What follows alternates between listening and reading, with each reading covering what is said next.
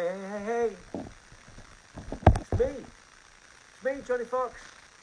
It's the weekend, and we're going to do another Sniktcast. Here we are, live in the metaverse, which always sounds way cooler than it really is. Which sounds way cooler than, hey, here I am in the spare room, talking shit to a camera. So, it's all good though, it's all good. I'm here, some people are here, and as it happens, I'm running just a little bit late. Thought I was going to be a lot later. Running late because I've been using my thumbs. Because we have thumbs. What separates us from the animals, kids? Thumbs. Therefore, the ability to play video games. So just been playing some video games, and that awkward moment when you're on a time limit, you think, I'll just get to that next bit, I'll just do that next chapter, I'll just beat that boss, and then I'll go do the job that I've got to do. And and it takes you longer than you thought, you die more often than you thought, and it just, when it won't let you save, because you've got to get through this. It's very narrative driven, and you've got to get through this section before it's going to let you save it. So can't leave it, can't walk away, not turning it off, not starting it all again from the beginning. Not that it wasn't fun, not that I wasn't having fun, but you don't want to do it again from the beginning. You put the fucking work in, and you deserve to continue. So I'm sorry, made you wait. How'd you like them apples? Yeah? You guys, the metaverse, the meta, what are you, meta-humans? Fuck no, that's like super-powered beings, that's the DC people, right? So, we have it coming up anytime now. We're going to talk some shit. May as well, based on that, have a bit of a video game chat. And, So, video games. So, I am an old person. Oh my God. Look at that. As if by magic. Then there were two. Howdy. Hey, how are you? Yeah, good, man. So, I've just been saying, running a little late. When you're playing a game, when you're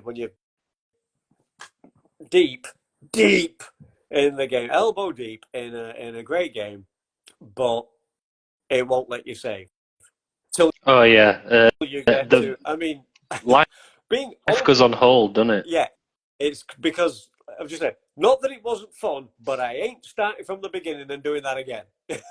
So you lot are just gonna have to fucking wait. Yeah. When you said I'm gonna be late, it won't let me save this part of my game. I'm like, I totally understand. Just let me know when you hit that save point. Yeah. So I mean, being fellow not so young person. I mean, I can remember when saving a game was never an option anyway. No. Then how spoiled I am now. Sometimes when I moan about it, and then I think, not only could I not save the game once upon a time, not only could I not save the game, I would start from the beginning of the game. Not the beginning of that mission, that level, that world, that chapter, the whole motherfucking game. Yeah. From the very beginning, if I run out of lives or whatever, if I fail, from the very beginning, not only the beginning of the game, but that also involved rewinding the tape. I mean, I could be wrong, but wasn't it PS1? Was PS1 the first console that allowed you to save on a memory card, if you remember those? You had to buy them separate. Not PlayStation, the original PlayStation. Because I can't remember SNES or Mega Drive ever picking up a game from a certain point. No, I don't think the SNES or Mega Drive did, but did did one of the Nintendos maybe beat it? And 64, what was that? N64. Yeah, they had slots. Yeah, so that's probably that. I don't know whether Dreamcast or 64 came out first, but yeah, one of them started it. yeah, something like that. We really have an awful lot of hand holding now by comparison. I mean, good, because games are so much bigger and so much more in depth, and really starting from the beginning of even like a relatively short FPS, you're looking at sort of like an 8-10 hour campaign, hopefully a decent campaign anyway, and 8 or 10 hours like solid. And I know people do. I mean, people make a living streaming and shit these days. But for me, like 10 hours straight, I mean, I've done it. We've probably all done it.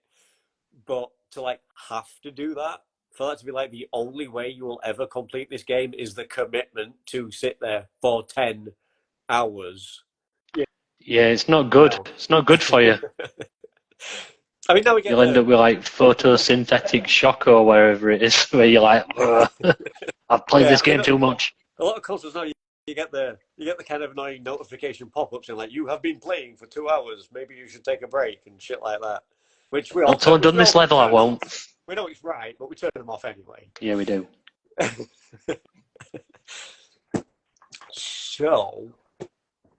So were you so going back? Would you be a Sega or Nintendo kid, or neither? Well, let's go back further, because I've been both of those. Like, what was your first console?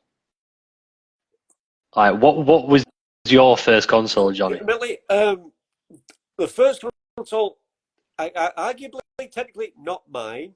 I have an older brother, so I guess ours. We shared it. Not something that I saw and said, "Please, can I have this for Christmas?" Still counts. It still counts. My first sort of experience of console gaming. This will be deep cuts for some people, perhaps, and mean absolutely nothing to the vast majority, I would imagine. But I would about to throw the Ace-Tronic 2000 at you. Ooh. Yeah. That sounds Buck Rogers, that. It does, doesn't it? That's the proper sci-fi, state-of-the-art kind of gaming thing. That's what you'd call a game console in like mid-70s, late 70s, I think. Yeah. It was kind of like graphically, like pixel-wise, etc. It was probably kind of the same as the Atari. Oh, yeah. Like the 2600. It was probably about the same kind of thing. Had the same sort of thing, like Space Invaders, various Pong variations. Knockoffs. The usual. But it was absolutely tons of fun. Fucking loved it. Still got it. Still works. See, I remember everybody had like the same consoles, except for me. Well, the first one anyway. So you get people with Spectrums, Atari, and what was the other one? Amiga, right? I had the Amstrad CPC 464. The odd one out. Yeah, there was always one. Yeah. It was like the Jaguar of 8-bit consoles. History will learn its lesson on that one. The Jaguar was a mighty fine bit of kit, and nobody bought it. And nobody. Much the same with the Lynx, the Atari Lynx, the handheld. Yeah. Game Boy. That was a.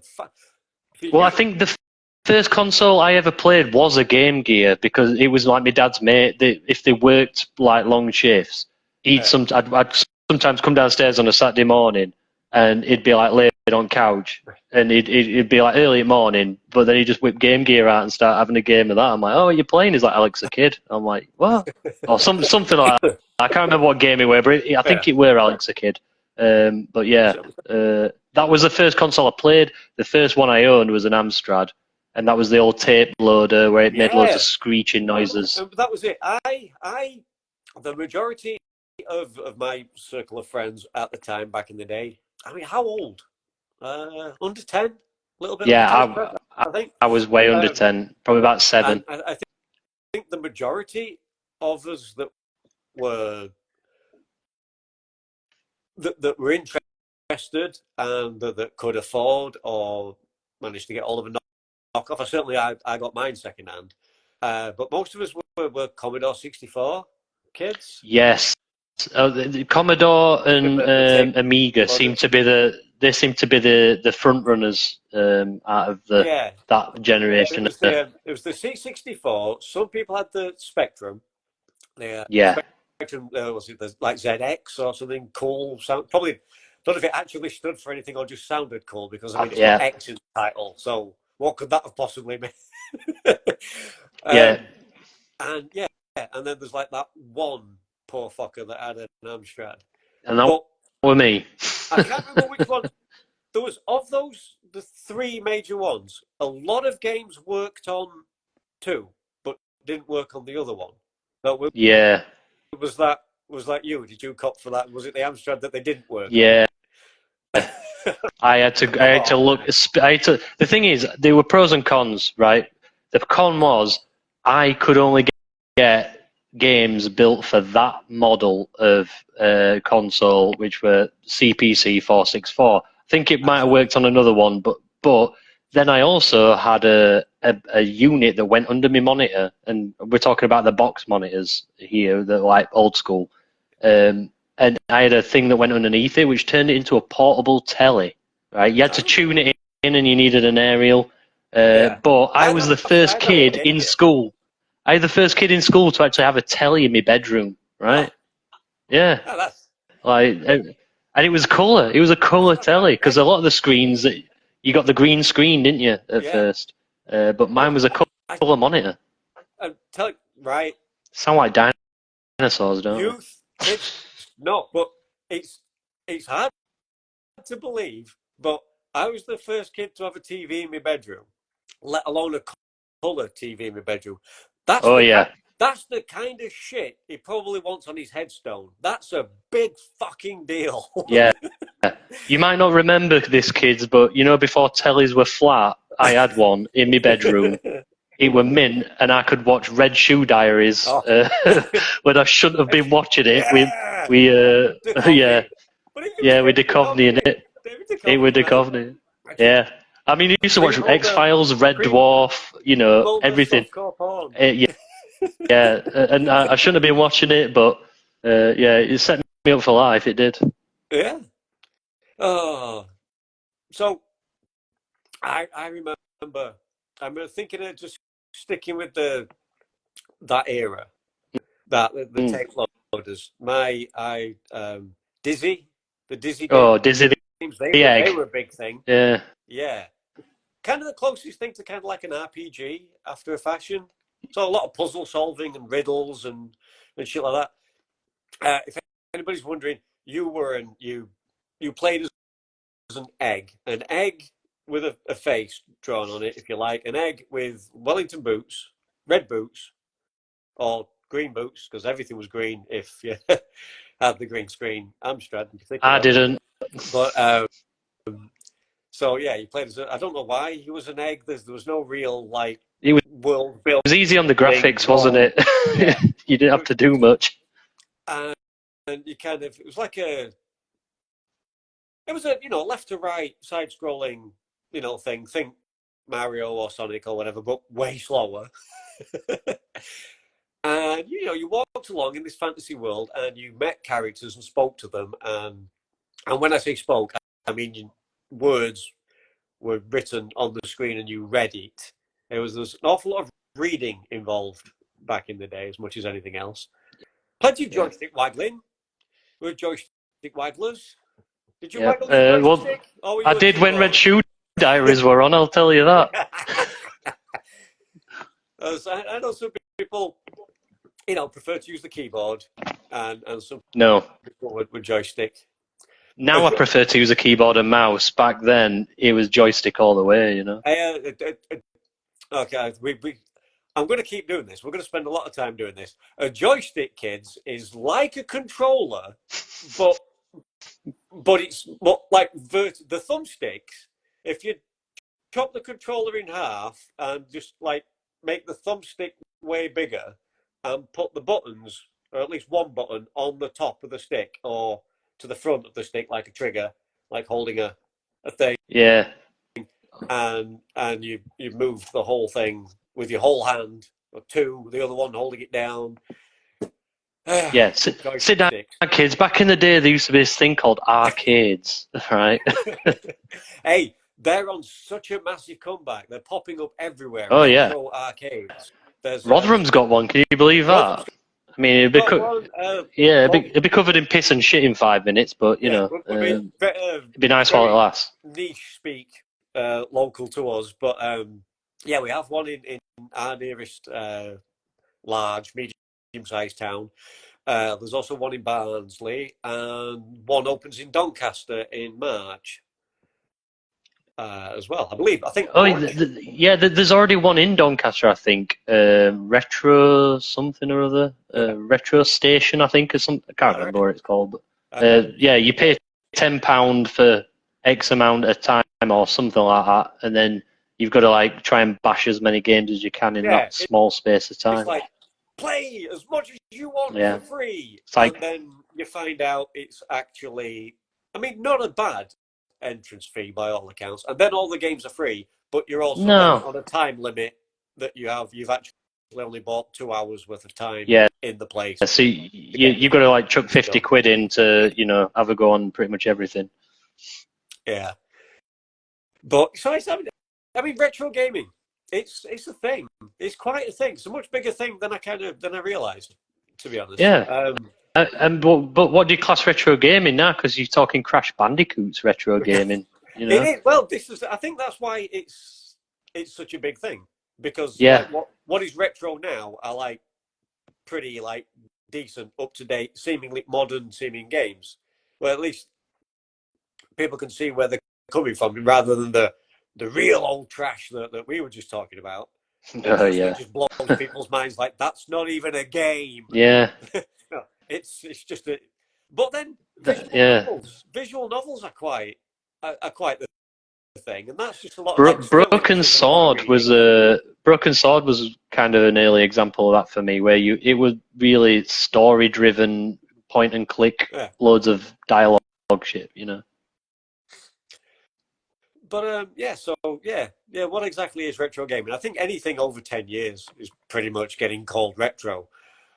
Yeah, it's getting faster and faster now. Where like they're exponentially getting better, and consoles are getting better. So you know, it'll probably be even less time than that. 3 years, and it'll be considered retro at this rate. Yeah, I mean, but it's fun.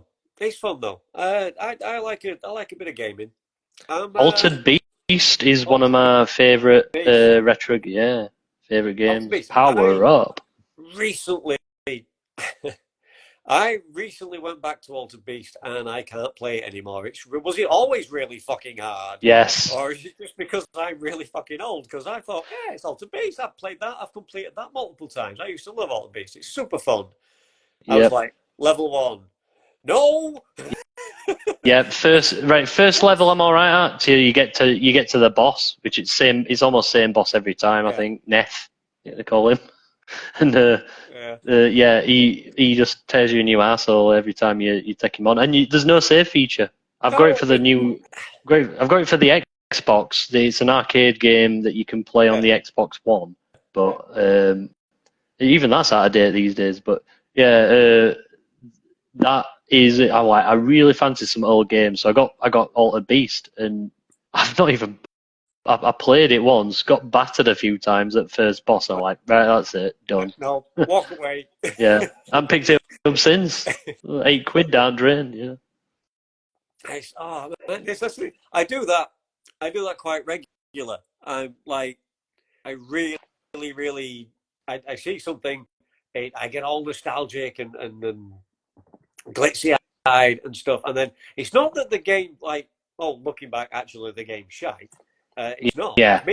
It's me. It's all me. Yeah. I don't think, obviously, as you get older, I mean, your eyesight starts failing, your reaction times are lower, you know, and so you're at a disadvantage.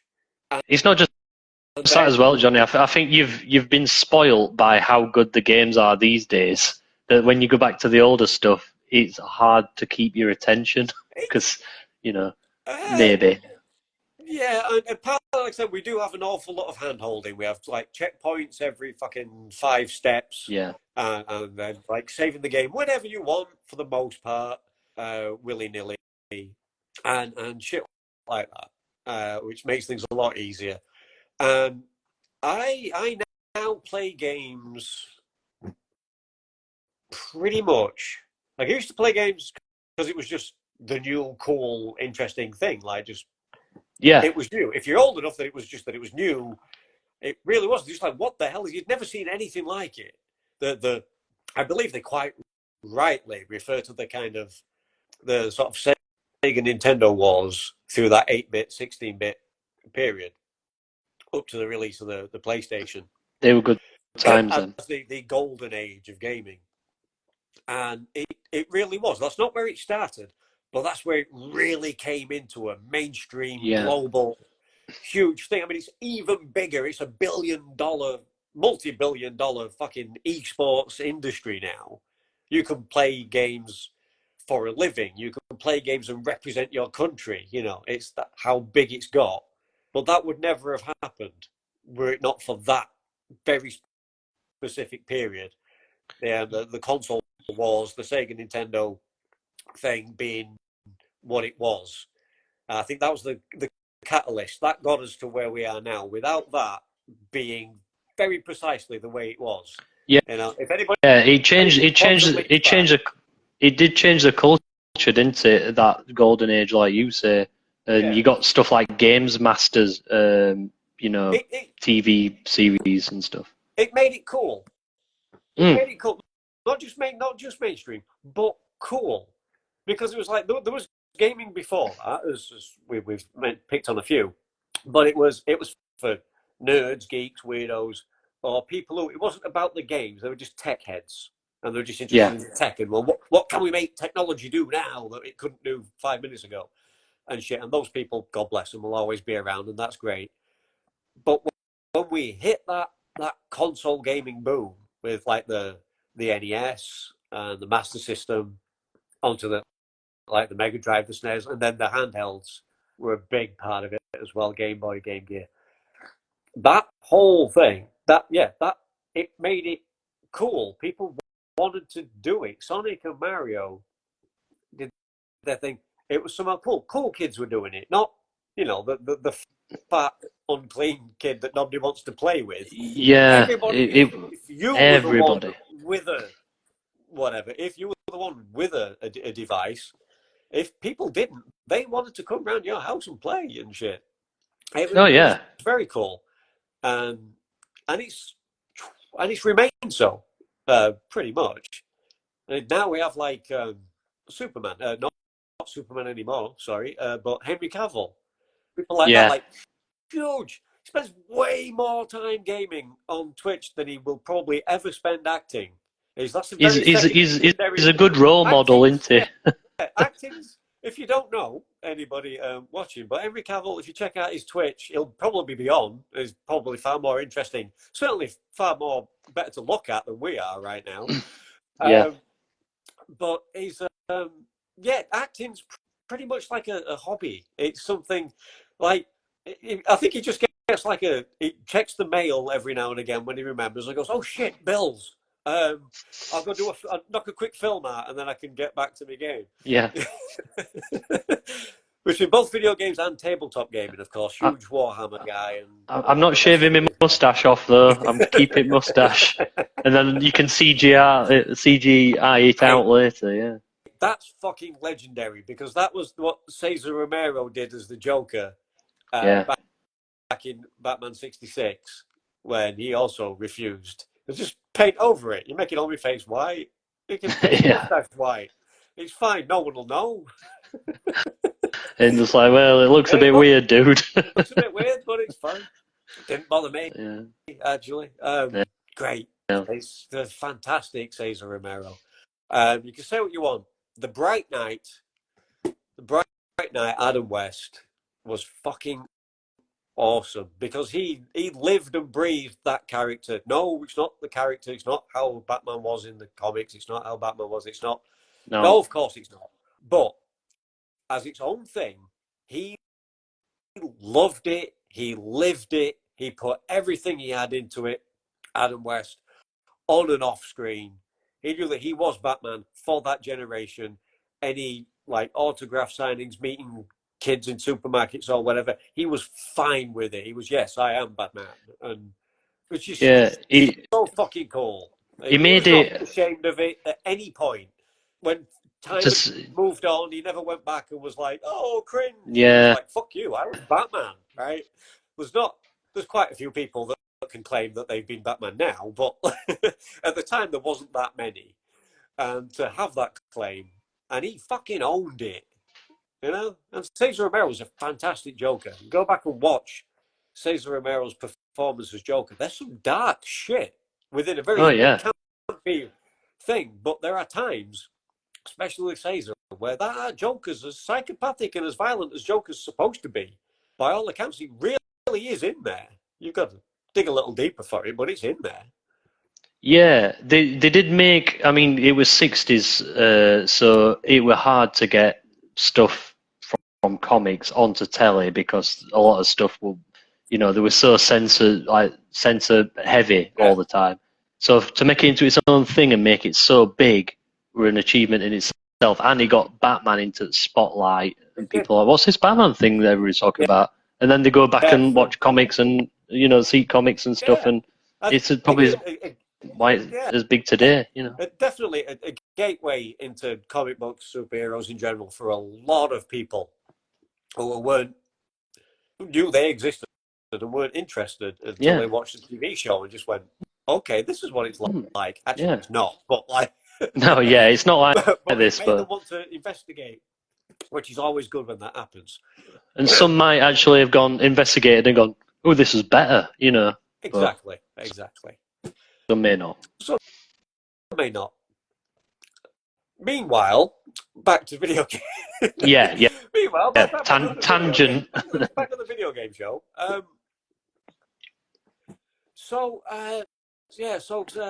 Let's throw some classic retro games. So you mentioned Altered Beast. Again, as a Sega boy, I was colours to the mast Sega boy. Not that it meant that I wouldn't be friends with somebody who had a Nintendo. Certainly not, by no means. Yeah. It just meant that if I've got a Sega and you've got a Nintendo, okay, we can't swap games. We can't like trade games for a week or anything like that. I can't sell you my games when I've finished them or whatever. But instead of being a rivalry, it just made it more interesting. I'll come round to your house this weekend and play Nintendo, and you'll come round to my house next weekend and play Sega, and talk about the differences, which were relatively subtle by all accounts. Yeah. There were a lot more sort of exclusive games back then. They weren't playing the same games, so it was something completely new and different to do. Going round to that kid's house to play the opposite to whatever you had, which was really cool. I really like that and kind of miss that. I used to do that all the time, and one of the hardest things about doing that was if somebody come around to my house, I had the upper hand because I was used to the SNES controller button layout. But then I go around to my friend's house and he's only got 3 buttons and the pad's all different. So he'd kick my ass, So it was a bit of that. If you didn't have each console, you had that handicap already in place.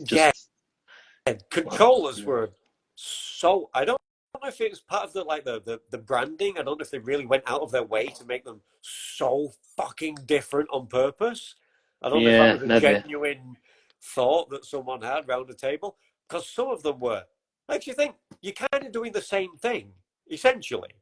Whatever games you've got on each console, it's the same kind of game. It's a side-scrolling platform game. You need to run, you need to jump, you might need to shoot or punch, kick, or something. That's about it. 1 or 2 buttons, you're kind of sorted. Yeah.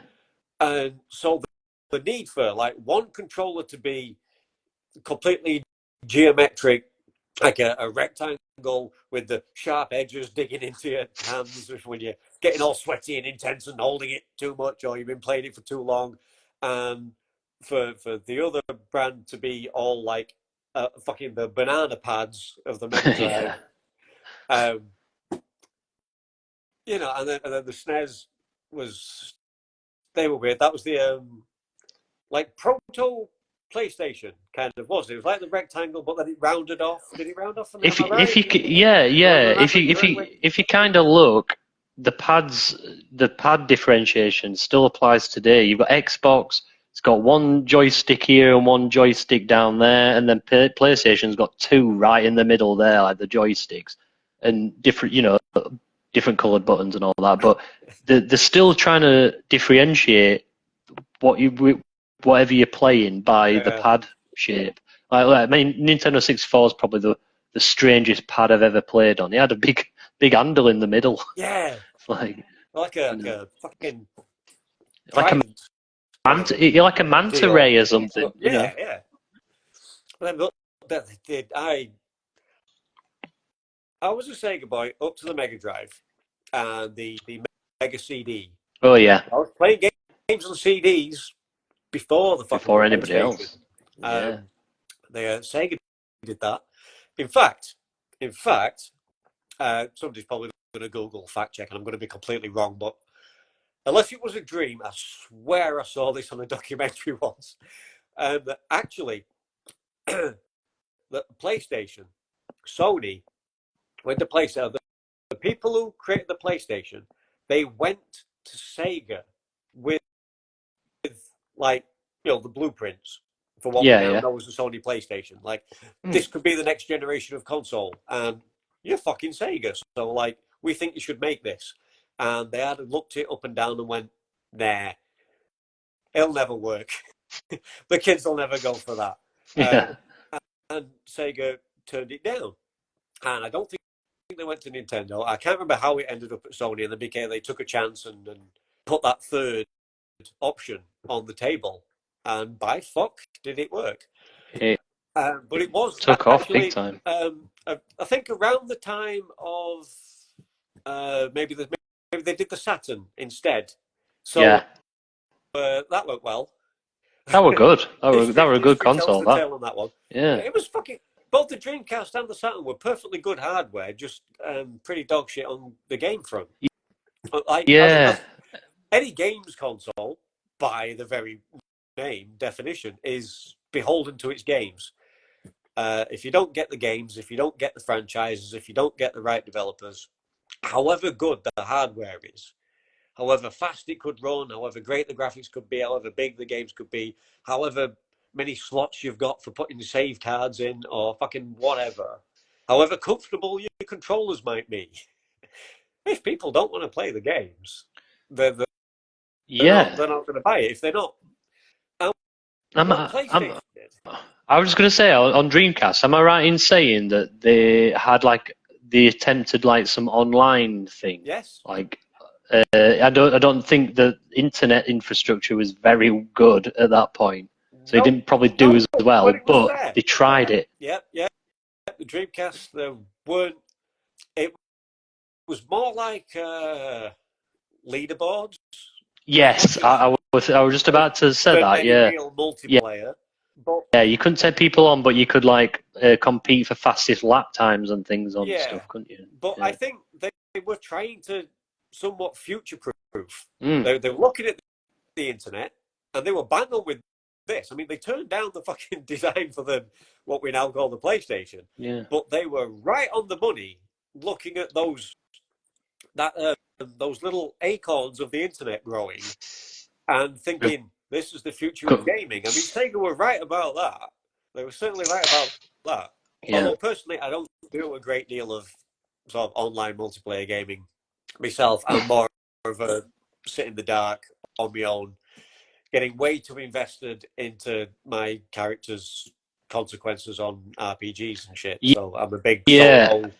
Give me a 20-hour solo RPG thing, and that's good for me. I'm more like that now. I used to, when it first came out, I was like, oh my god, I could take somebody on and they don't even have to be around my house. Amazing. And I used to play games on original Xbox, Ghost Recon. Well, I think it was just called Ghost Recon at that point. And you could take on other players. And after a while, probably about 2013ish, I played a lot of this game called Rust. on PC, and that's straight up like you wake up on a beach with a rock. It's a survival game essentially, but it's massive multiplayer. So you're all on this procedurally generated map, and you've got to build an house so nobody can nick all your stuff. Because if they kill you, they can just loot your body, and you've got to start all over again. So after playing that and other games like that, I just got tired of it's all like temporary. I want something like, and then I found myself going back to Skyrim and things like that, where it's just countless hours of building a character and going in a cave and then finding this lair, and it's got like loads of demons and goblins or something in, and you find items you'd never find. It's so much more interesting. So you're not super hyped for Pal World right now, then? Couldn't give a toss, mate. Couldn't give a toss. It is literally like Rust that's had a baby with Pokemon, and my mates played it, and he's like, "Oh, it's all right. I've been playing it with my young," and I'm like, "Yeah, well, I'm not buying into it. My young is too young to play games anyway, so that'll be dead and buried before I even pick it up." But I like games like Metro 2033 and like. I play a lot of survival games. Not Green Inferno, that's a film. Green Hell, that's like one where you're stuck in Amazon and you have to. I just love games where it's like if you don't do something right, there's consequences to it, and it's the same with RPGs. You take that path instead of this path, there's going to be a big ogre come out and he's going to splatter your ass all over that cave. So, and if you're not right level and you go into a certain area, guess what? You mincemeat, buddy. You best come back out, get grinding, and go back in. And I don't like the online grindy kind of like World of Warcraft and all the other like emulations of it. Even Elder Scrolls Online, not interested. I don't want to see ghostly people that are playing online, walking around, and you can't interact or do much with them unless like in certain areas. So I'm quite happy with NPCs and stuff like that, and as long as the story's good, that is I like those kind of like heavy detailed. Right, you're in this world now. What are you going to do about it? I like choice. Yeah, I like choices. I do. I like the ones where it affects where you're going in the game, kind of thing. What's going to happen? I like dialogue choices. Yeah. I like dialogue choices, and then I like dialogue choices in order to when you're accepting the quest, and then I like the gameplay choice of like if someone says, go to this place and kill the bandits, bring me the leader's head. He's ruining our town, and you go, well. Okay, for a big bag of cash. And he goes, done deal. And I go, right.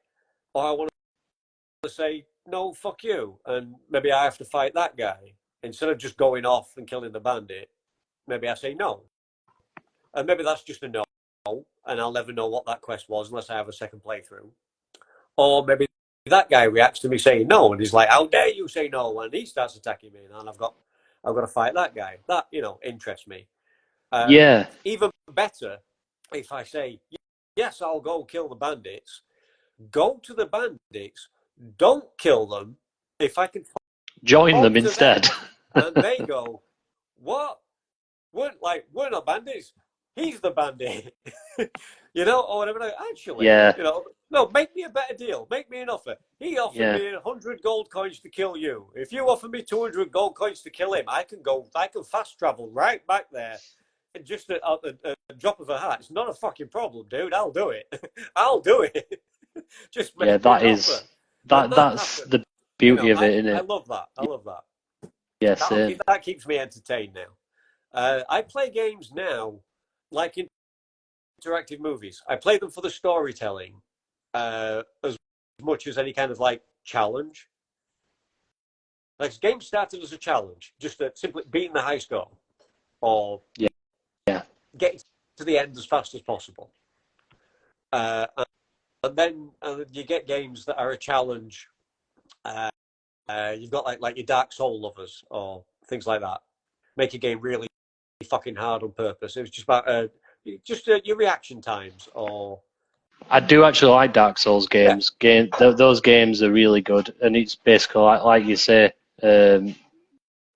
It's one of them where, you're going to die a lot of times, but that's part of the game. It's figuring out how not to die, and things like that. Not that I'm asking for the game to be like really easy or anything, but I'm there for the story. I'm there for the characters and the consequences and all of that, more than I'm there for the kind of trying to beat the game, Yeah. I want to get immersed in the world and the story. So I play games more as interactive movies in a sense. And so, what game are you playing at the moment, John? That you're getting absolutely your life consumed by? Well, my life has been consumed, as has many people's, by Baldur's Gate 3. I will jump on that hype train. And if you're into that kind of thing, I would say you can believe the hype. It does do all the things they claim it does. It really, really does. If it's not your thing, it's not your thing. It's never going to be. Don't go, well, I'll take a chance on this one. No. If you've tried anything remotely similar before and not liked it, there's nothing about this one that's going to change your mind. If you don't like turn-based combat, something just right at a base level, if turn-based combat. I love turn-based combat. I love it. Yeah. But I would say to anyone, if that's not your thing, for all the hype and everything, don't think, oh, but Baldur's Gate could be the one that gets me to like it. It won't. No. That element. It's for those that it's for those that enjoy that style of game, isn't it? The game I'm playing at the moment, I think you can get it for Xbox One and other newer consoles and that. I'm playing it on PC. It's Celeste, Crown of the Magister. Yeah, it's basically like Dungeons and Dragons, but think XCOM 2 kind of combat. But you can create your own team of 4 people from scratch, and then you pick the skills, the backgrounds, and all that, and then you can go on this mad adventure. And basically, if you like that kind of world, it's good. And I would recommend for anybody who the turn-based combat game that I would recommend, even to someone who doesn't like turn-based combat, if you're out there, would be, although there's another caveat that you will have to like or don't bother. If you do like Marvel characters, superheroes, then I cannot remember what it's called, Midnight Suns. The Midnight Suns came out like a year and a half ago now. I would say if you're into the Marvel stuff, it's a relatively small but very well chosen roster of characters. They have very XCOM style turn-based combat, but also it's a card deck building combat system at the same time, which sounds really complicated or sounds like it wouldn't work, but it's very, very intuitive, very simple to get the hang of, and it doesn't feel like, slow. If people don't like turn-based because they don't like the stoppy start kind of, of turn-based, this feels very, very fluid, and you have really great animations and, superpowers blasting away everywhere. You level up the Scarlet Witch. I'll single out the Scarlet Witch. If you level her ass up in this game, she's like, as she should be, fucking god level, annihilate everything, and it's so much fun. And the writing and the voice acting is absolutely superb. The story's relatively simple, but good enough to do the job to keep you interested. You do want to know how it ends. You have your suspicions, and you'll be right, but you want to just make sure. And I would say, if you're into the Marvel stuff, and especially on Xbox, where we don't have the Spider-Man game that the PlayStation people do, and while we're waiting for, I think there's a Wolverine game coming in the not too distant future, or a Wolverine / Captain America game set in World War II, I think, is coming soon. Or is it Wolverine? Could even be Wolverine, Black Panther. And anyway, there's some games on the horizon that I think will be multi-platform. But as it stands, especially if you're an Xbox player, it's really the only Marvel game in town without going back to the 360 era. I would say if you've been wanting that Marvel, if you're into that and think, oh, I wish there was a Marvel game I could play. Oh, that looks really good in like the cutscenes and the trailers, but I don't like, turn-based combat and shit. Buy it. Just put it on easy. Buy it, fuck it, put it on easy, and just play it for the story and they're using cool powers. And if you get a taste for it, you can step up the difficulty and actually start playing it properly. Buy it on sale and play it on easy just for the story and the cinematics and the voice acting and the just all the cool shit that is being in the Marvel universe. Because I think it's super fun. And it's I'm a DC guy, so I'm a DC guy. I'm not. I mean, yeah, I'll watch some Marvel films now and again. Don't particularly, I don't particularly like skipped at cinema waiting to. Oh, I can't wait to watch this. But when I do watch them, I kind of enjoy them. But yeah, I've always been more DC centric. But I do like that. Is it Injustice? I know it's like a fighting game. Oh, it's like Mortal Kombat.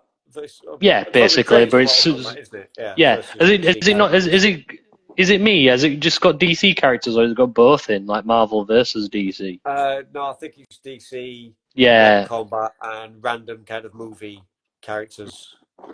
Right. Yeah. So DLC, that I didn't mind, and obviously the Batman games, like Arkham games, they're great. In my opinion. Really. Because I remember playing the first one. Asylum was the first one, I think. Yeah, I didn't like that one, to be fair. And I fucking loved it. So I got the next one, and I really wanted to know the story, but I couldn't be bothered to keep playing the game because it was. I've already played it. It didn't seem different enough. There didn't seem to be enough new things to keep me interested to the end as a game. Although as someone who likes the story, who likes that world and that universe, I really did want to know what happened, especially when it's voiced by fucking Conroy and Hamill as well. So I wanted to just hear that. So I wanted the story, but I couldn't be bothered with the game. And then I think there was another one, and then maybe another one. And every time they were released, and you YouTube the trailers and the reviews, and I was just going, they all look like they're just rehashing the same game. So I'd already got bored with the second one, so I don't think I'm going to get into the third one. So I certainly don't think I'm going to get into the fourth one. Don't try and sell it to me like, the map's 3 times as big. That makes it worse. There's only 3 games. There is Batman Origins, which I don't really count. But the first one is okay. I just thought it was a little bit too there wasn't a lot of wiggle room to move about. Even though you could go different routes, you kind of just had to follow whatever routes were there. Yeah, it was, unless you got linear, you had to get skills that you were nowhere near getting to get to these other routes. Like we mentioned before, you can go in this door, but you need to be level whatever to have these special things like a grappling hook to get up there. Second one was a better. I think the second one did give you more space and more options, which is kind of what I wanted. And then the third game, that was just completely different. I know the mechanics are the same, which is what you're on about, the fighting and things like that when you're in confined spaces. But you had a Batmobile for a start, like a bat tank. You could fly around the city. You could literally just use this grappling hook, shoot yourself up into the sky, get your wings out, or your cape, should I say, and just soar over the skies and use your bat vision to kind of like spot for anything of interest, you know. To confess, having said what I just said, it wasn't that long ago I actually bought all 3. Yeah, I completed them all in lockdown. You know, when we were all in lockdown because that nasty cough going about, I like, right, my missus is, pregnant with my child, can't really go anywhere and do anything. So she used to sit and, I don't know, look through some books and stuff, and I would play those games, and she'd happily watch, and like she was quite happy watching them. And also the Lord of the Rings game, Shadow of Mordor, she liked that as well. So I got both of those. They were I completed all 3 of the Batman games through lockdown, which coincidentally, you know, helped with your frame of mind. It felt like you're actually achieving something rather than just like locked in your house, not able to do anything. I talked about this a little bit with a friend of mine last week. So, just because we mentioned Batman, and this is how my sort of schizo brain has to tie everything together and go completely off from wherever we started, and we'll go back again at some point or not.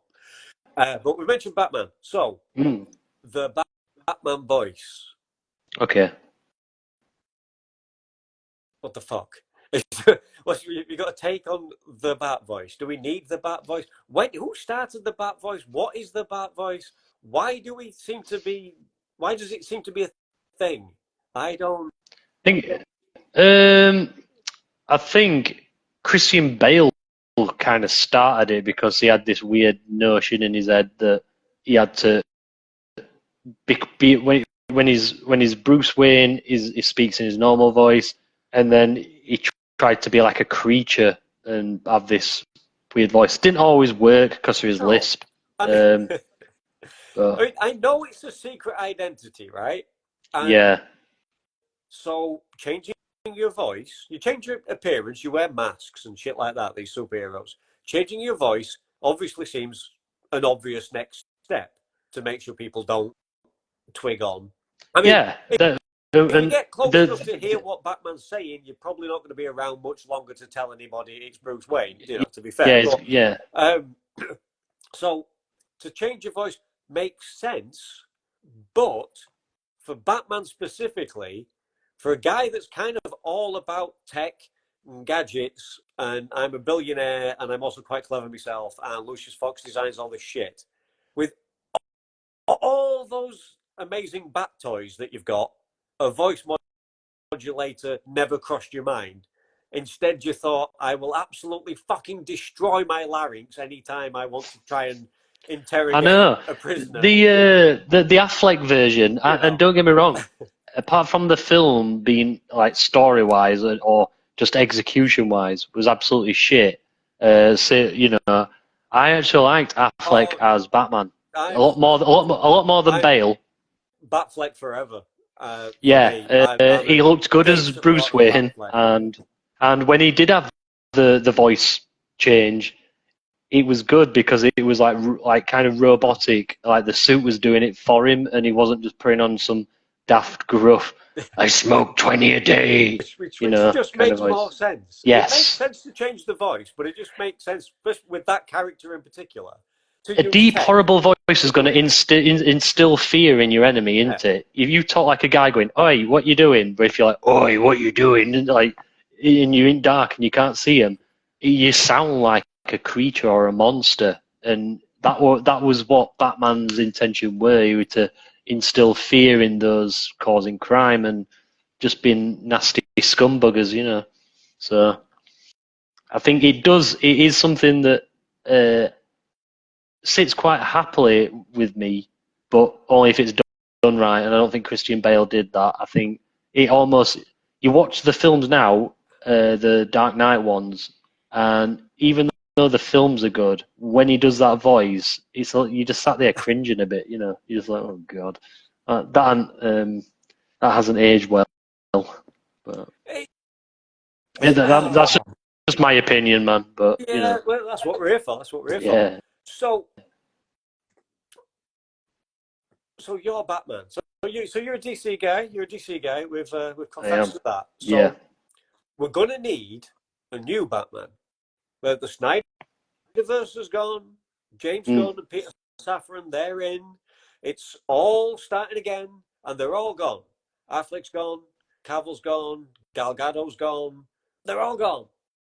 So at some point, we need a new Batman. On the off, have you seen the Pattinson one yet? Listening, because he probably is. Hey James, how you doing? He ought to be. He really fucking ought to be. You got any suggestions for him? Well, the Pattinson Batman, the Batman film I watched, I liked it.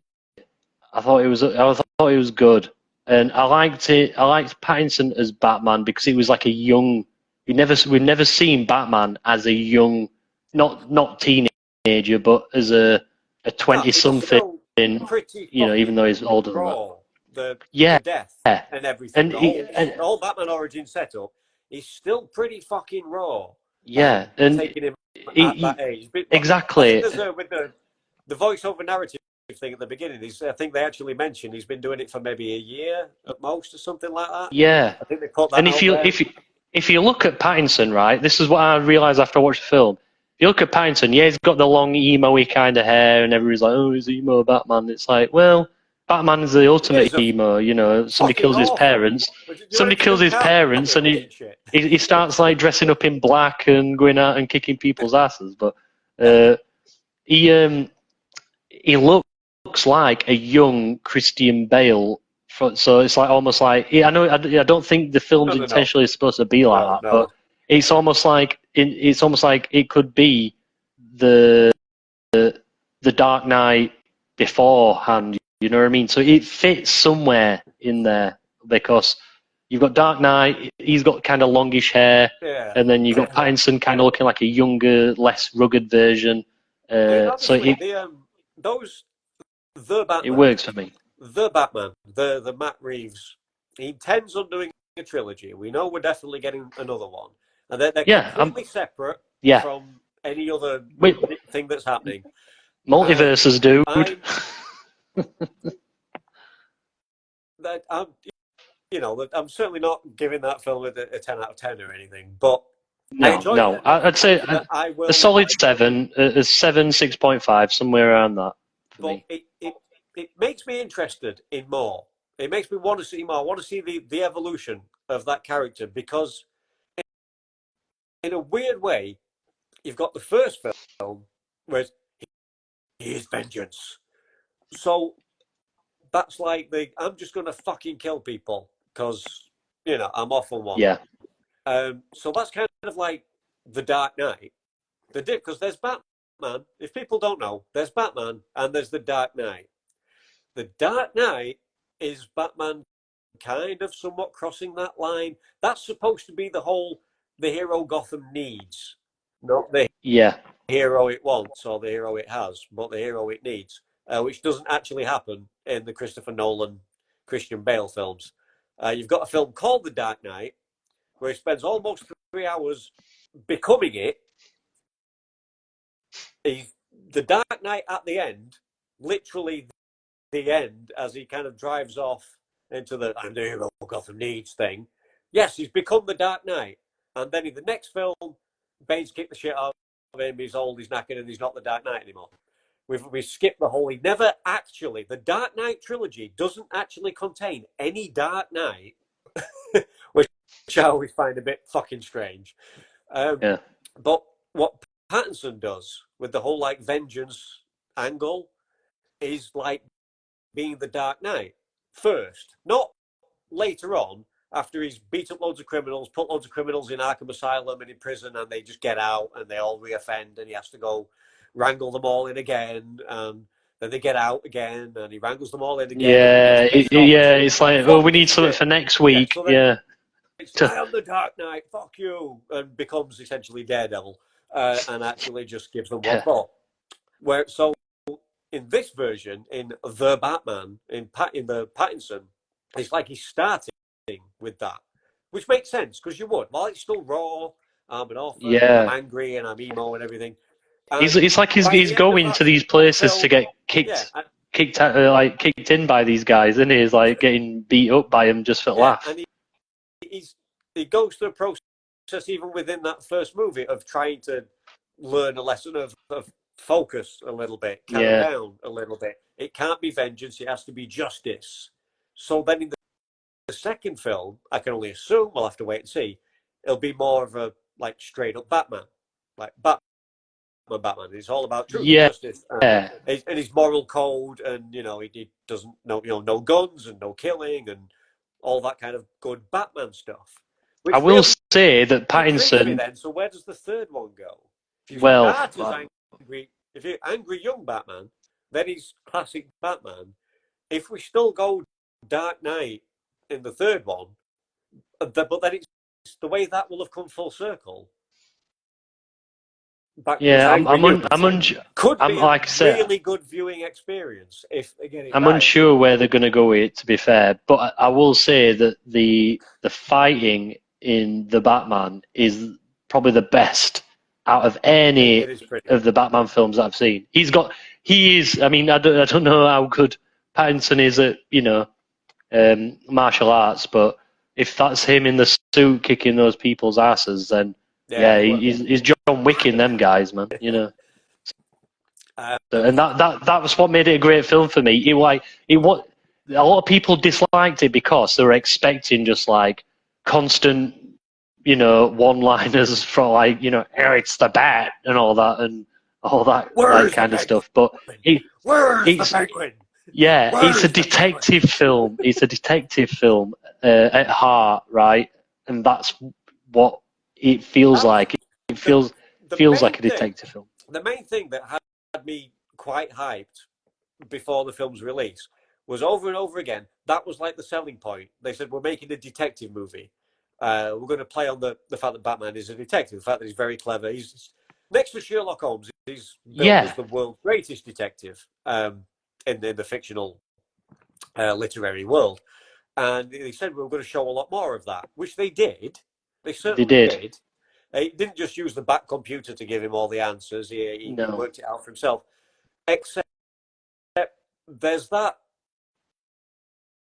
Lorata issue where the penguin gets one over on him because he can't speak fucking Spanish. Yeah. Because Gotham, well, everybody thinks Gotham is New York, essentially. It's actually, there's obviously elements of New York, there's no escaping. It's modelled on it a little bit, isn't it? It's actually LA. There's an awful lot of LA as well.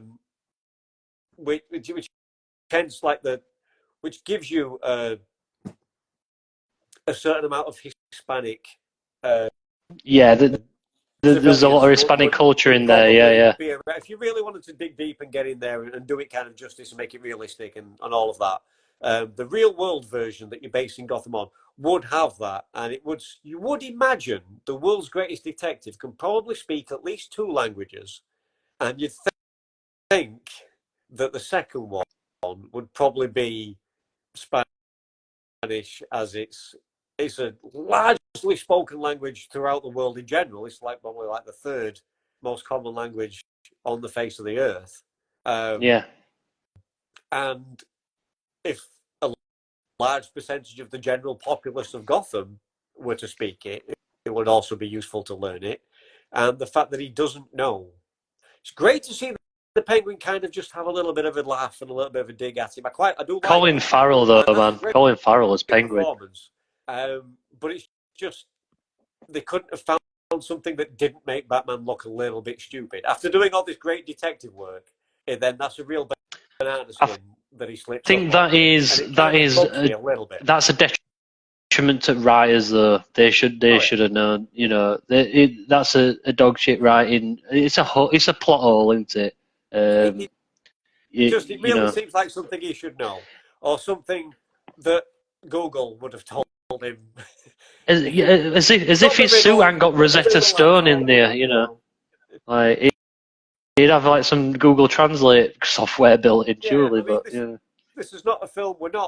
It's not a period piece, because there's an awful lot of the thing with the DC universe. The thing why one of the things that makes me a Marvel guy is that I struggle to understand things like Gotham and Metropolis and how they fit into a world where, like, if everything was fake, if the whole DC universe was all these made-up places, Gotham, Metropolis, whatever. But when someone in Gotham City mentions, going to see their auntie in California or something, I'm like, oh, hang on, so California's real. So I'm just trying to work out. So if Gotham's New York, so there is no New York, but there is a New York. So Gotham, there is, or is Gotham LA? It's a mix of LA and New York, but it's its own thing because people from Gotham can actually go to New York if they want to. So you've just squeezed an extra state or city or whatever. Yeah, it's like they've jammed. Is that how it works? It's like I know in Marvel there's Hell's Kitchen in the Daredevil and Spider-Man and all that. Not Daredevil specifically, like Spider-Man. Everybody's in New York. Yeah, everybody's in some suburb of New York. Like everybody. So it's Gotham. I think they've only used that because it was like prevalent in all the early comics when Batman was more of a detective than anything else, And it's just they've tried and they modelled it on cities that everybody knows and loves, but they've not quite worked it out which one. And due to the detective aspect, they take that film noir sort of influence. Yeah. Which makes perfect sense. Which they should, Totally suits the character, but that also lends to, that's why Gotham has elements of that kind of like 1940s, 1950s vibe. Yeah. So especially now, trying to make a live action movie where you want the Riddler to be on Instagram Live telling his followers that he's going to kill someone. Yeah. But yet you've got this like 50s aesthetic, but you want to bring in, you want to make sure it's very much current and modern day, and just all these conflicting things kind of just. Yeah, I mean sometimes they're the things that DC not necessarily DC have got wrong. That's the film. The thing is, I think it makes it hard to translate to movies. Certainly in the Marvel and DC world of films, Marvel have had a way better run because they've had like directors who knew what the fuck they were doing, right? But at least DC, so DC have got like crapper films, but apart from like Suicide Squad, the new one, not the old one with Will Smith in. The James Gunn came from Marvel over to DC, says, right, this is how you do it, and he did it, right? So that proves it's the director and not the material. Whereas Marvel, oh my god, talk about cash cow after cash cow. It's like Star Wars now. Like I know that people like all these characters, but they're making films about characters nobody gives a shit about or knows about. Like it's just it just does. I mean, there was a big political thing about Black Panther that got like big because of that.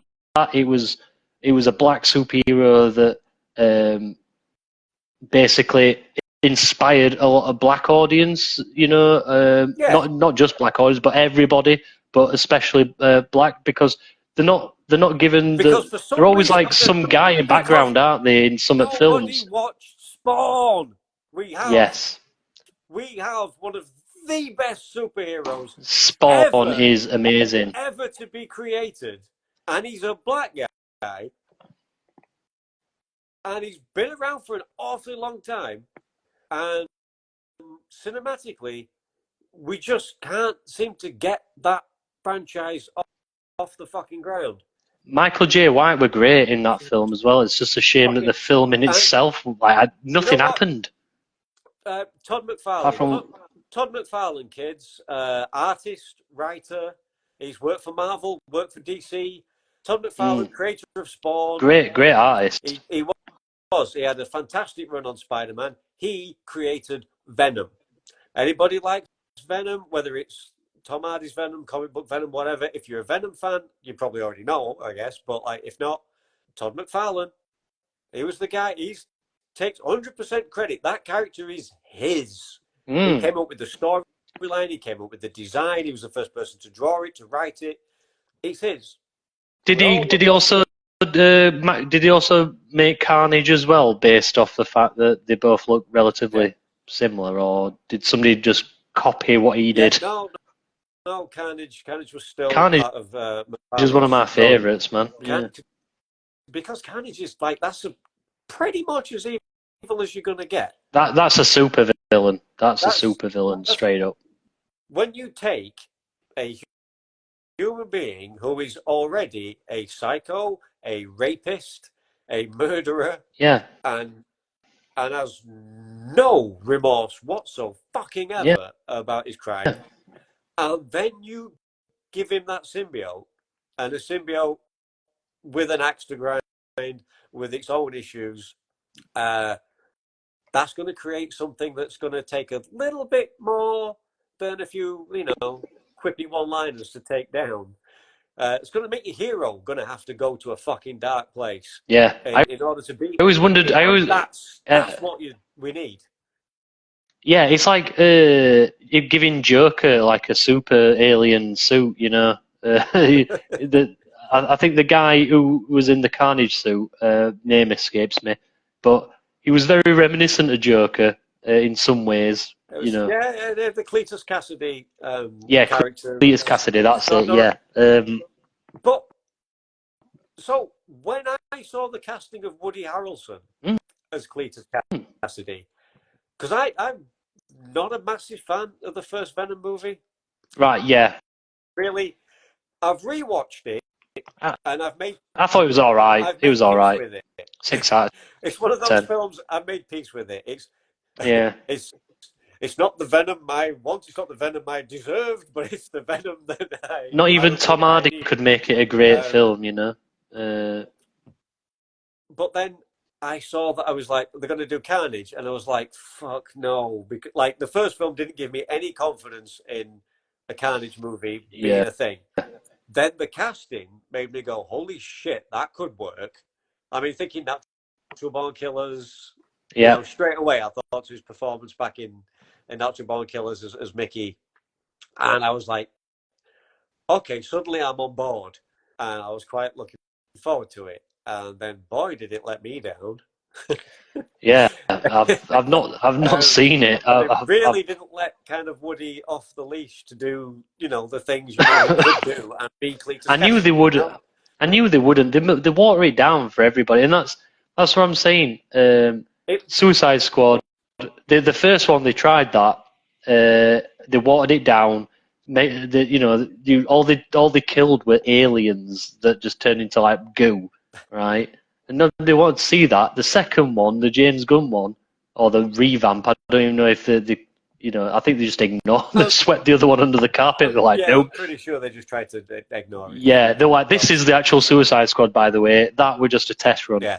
And that is what you wanted to see. You wanted to see dismembered limbs and people getting splattered or blown up by some polka dot stuff. That is. Just the polka dot guy. To do polka dot man, to have picked that as a character and do it. He was a really you would think that character wouldn't be any good whatsoever. And to be fair, he was one of my favourites in that. To be fair, it's my boy Weasel. The Weasel was my favourite actually. Mr. Smallchin. Yeah. Bigging it up as polka dot man. I fucking love that dude. Yeah. He's just getting better and better. Thank God he's getting more and more work. He's getting more and more recognized, which is great. Oh, yeah. Right up until Das Malchin played, during him playing he's the truly bent copper in The Dark Knight. Yeah. He was living in his car right up to getting that gig. Turned it around. Right for himself since. Yeah. I bet he got a good paycheck for that Suicide Squad film because he's in it for quite a bit, because he's one of the main guys. Like character actor. He's the guy. he's this guy, he's that guy, he's this guy in that film, and you forget his name, and all it takes is a bit of face fur and a different hairstyle or something, and he's almost unrecognizable. And he does all the different voices. He's the comedy Russian guy in the Ant-Man movies, and then he's the Voyage of the Demeter, the Bram Stoker movie. I watched that. Yeah, that was great. He's practically did that flop? To be fair, yeah, did that flop? Because I'd never heard of it, and then I came across it while looking for films to watch. Watched it.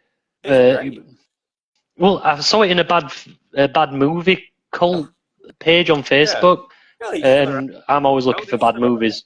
Somebody was saying that the film itself is all right, but the vampires CGI is terrible. So like, right, I'll watch it, and then I watched it. I'm like, this guy was talking shit. The vampire, it's CGI, but it's top tier CGI. It looks good. I think it looks good, and I think it's one of those. It's not the Violator in Spawn by any means, is it? It's one of those films. They hold it back. They don't. They try to show as little as possible. To be revealed. They keep a level of suspense and horror. Yeah. Real horror, true horror. The scariest thing is the thing you can't see. I liked it. I really like that film, but you'd think doesn't translate well to a movie. People, show me the monster. But no, it can work. You've got to write it well, and the actors have got to put on that paranoia and that anxiety of holy shit, what's going on? Because we can't see it, we don't know. When a film can get you into to feel like you're there, can get you into that, immersive. We're getting picked off one by one, or what the fuck's happening, then it's because that goes back to, for me, that comes from Alien. Yeah. You take Ridley Scott's Alien, because Alien 1979, Alien, because that's a horror movie. It's not a science fiction action movie. People run around with, there's not space marines with pulse rifles shooting at aliens. It completely worlds apart from the second. Sorry, yeah. Now, I like them both. What about number 3, though? That's the topic of discussion. I've got an awful lot of love for 3. I've got a lot of time for 3. The director's cut is really good. Apart from the bit where they change it from the alien initially comes out of a dog in the theatrical release to a cow for some reason in the director's release. Simply because people were less upset, because dogs are man's best friend. I don't care that people are upset. Dogs are, asleep, curled up in front of the fire while you're watching the movie, and it farts and it looks around like, what was that? And it was you. We love dogs. People didn't like it, so they changed it because fuck cows. Who cares about cows? Mate, the problem with Alien 3 is the studio was butchering it so much and having to reshoot stuff, getting different directors because the other director had enough of the shit that it almost got through in the bin. And luckily, somebody stepped up to the plate and saved it because Charles S. Dutton in that movie, it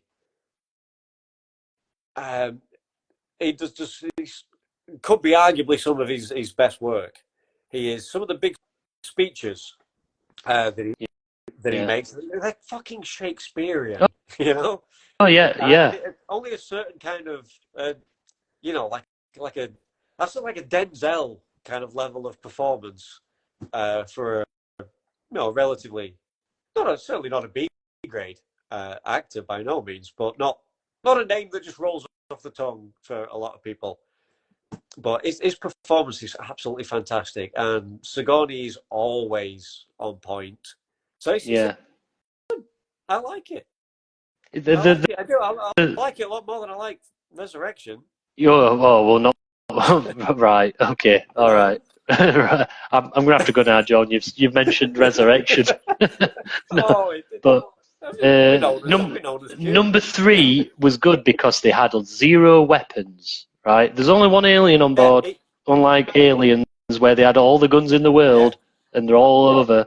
This was a different, different beast. It calls back to the original. but they couldn't do they couldn't do the suspense as they couldn't do it the same where you were picking somebody off one by one and you barely saw the creature because that had already been done. So they changed it up a little bit. He was still picking people off one by one, but you got to see that horror a little bit more. And I still think they should have kept the dog in because, end of the day, that's going to make you feel something. It's a horror film. Why are you watching a horror film if you don't want to be upset? You know, they're the bad guys. You know. Yeah, they all deserve to die. If you don't see the bad guy do bad things, how are you going to be invested and give a shit about the heroes winning at the end? If the bad guy doesn't, deserve it, at least a little bit. Like, he killed the dog. See, Keanu knew. Keanu was like, with John Wick, the only reason people like John Wick is because they kill the fucking dog. Yeah. Wait till John Wick 19 comes out and somebody kills John Wick and his dog goes on a rampage. And I swear to God, that film doesn't spawn 3 sequels and however many spin-offs and no doubt a TV show and whatever else will be to come if you don't do the dog in the first. Did I hear that they're doing a Constantine 2 as well? Did I hear that right? Well, Canoe has been wanting to for a long time. I'm sure that there were word of something like that happening. It's one of those on again, off again, on again, off again movies. They're like Dredd then, Dredd 2. They make a really good film and nobody wants to make another one. Yeah, absolutely bonkers. Finally when they do something right and then Hollywood doesn't care. Because if he didn't make $1 billion... No, but it's a really good film. They don't care about that. That's what annoys me about studios. They care about like the counting numbers. They're not counting how great the product they made is. Yeah. You know, it's a shit world like that. Yeah, it doesn't always translate. The $1 billion movie isn't always a good movie, but that doesn't mean it's a bad movie either. I mean, there's the films that deserve it. Those films that are so good that they crossed over into the mainstream and everybody saw it and everybody loved it and it makes a shit ton of money and everything else because damn fucking right, because it's awesome. And there are others where if you want to give somebody an award, give the award to the guy or girl or people involved in making the trailer, because it was quite often the trailer that made everybody sells the film. The trailer made us all buy a ticket. That then equals the film made like $1 billion opening weekend. But if everybody's walking out of the cinema going, bit shit, really, wasn't it? After all that, or expecting more, doesn't matter. They've got your money, and it's $1 billion movie, so it's getting a sequel. No matter how much you fucking complain about it over beer and pizza afterwards. You're going to get a sequel because you spend the money. You've got to spend the money. Spend the money, kids. Go to the cinema. Spend the money. Keep the film industry going. We've got to do it, or it'll be AI scripts with AI actors in front of it in AI environments. Whoever made Dredd wants the trailer for Dredd wants sacking because I think marketing wise, it was I didn't even know it was being made until it had been out a while. You know what I mean? There was very very little very little marketing going on for that film, and that is why I think it failed. I think people knew about it. It'd have been all right. I want to say 2012 for Dredd. We're talking about Carl Urban. Yes. As Dredd, not Sylvester Stallone from. No, we don't want another one of them, do we? We don't want another one of them. I want to say 2012. So here's the thing: is my pitch, my trailer, my promo for the Carl Urban Dredd movie would have been, and still remains, if anybody hasn't seen it, the only way I think I've convinced people to go see it. My trailer kind of goes like this. It goes, did you like RoboCop? Watch Dredd. Yeah.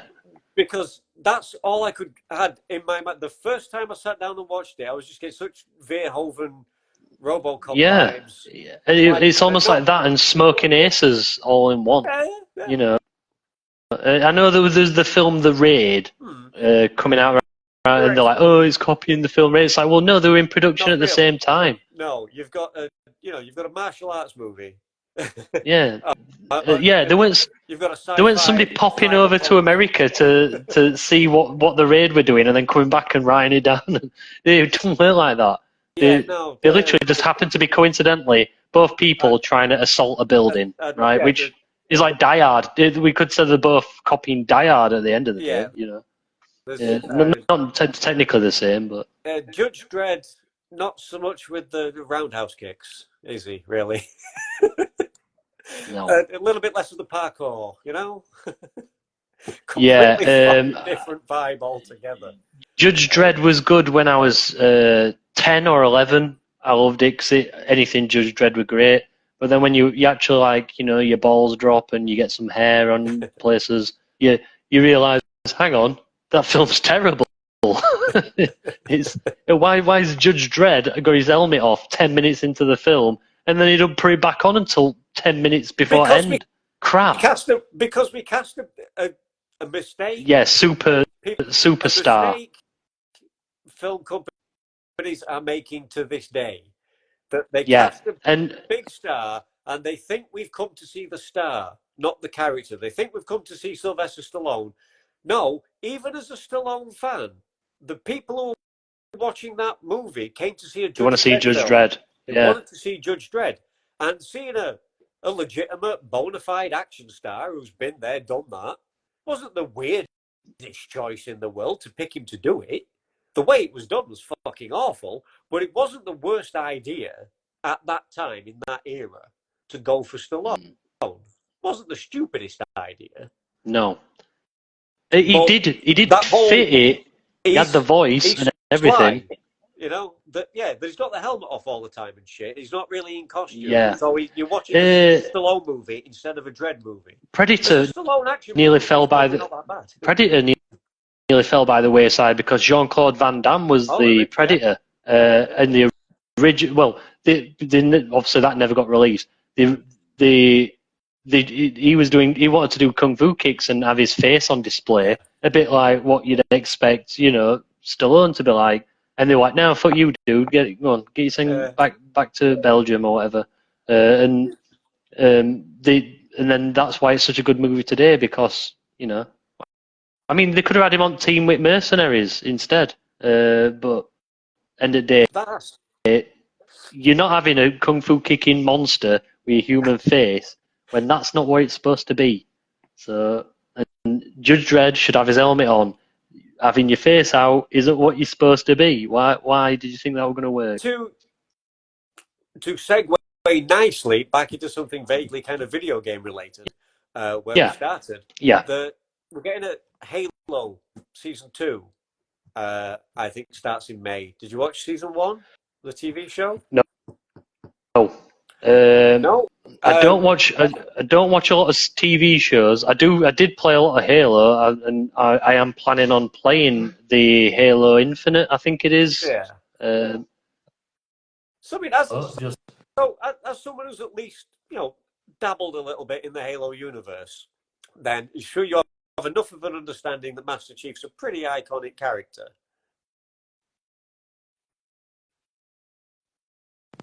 A massive iconic character. Yeah.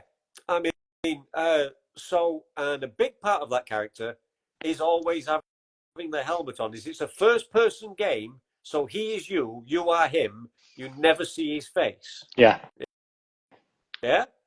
So I can't wait until they get Michael Fassbender to play as Master Chief, and he has his helmet off the whole damn time. This is unfortunately, if you'd ever have those but if we get another bad cough era, and there's no Batman games, and you find yourself bored enough to go watching TV shows you never quite got round to, and you think about watching Halo, it's not even a particularly big star, and yet the helmet's off every fucking chance he gets. Not blaming the Right, actor. then It's not his fault. It's not the actor's fault. But I am not watching it. Pure and simple. Now you've told me that. Yeah, I never had any interest before, but now I'm definitely not watching it. And do you know why? I've played all those games, and not once has he ever had his helmet off. I mean, and then now you're telling me it may seem like a kind of a petty thing to be like a deal breaker. It's a big deal breaker for me. It kind of is, yeah. I mean, it's not like it's not like the Mandalorian where there is actual, law and consequences where that helmet fucking stays on. Yeah. With the Mandalorians, nobody sees you without that helmet on under pain of death, right? Master Chief, no.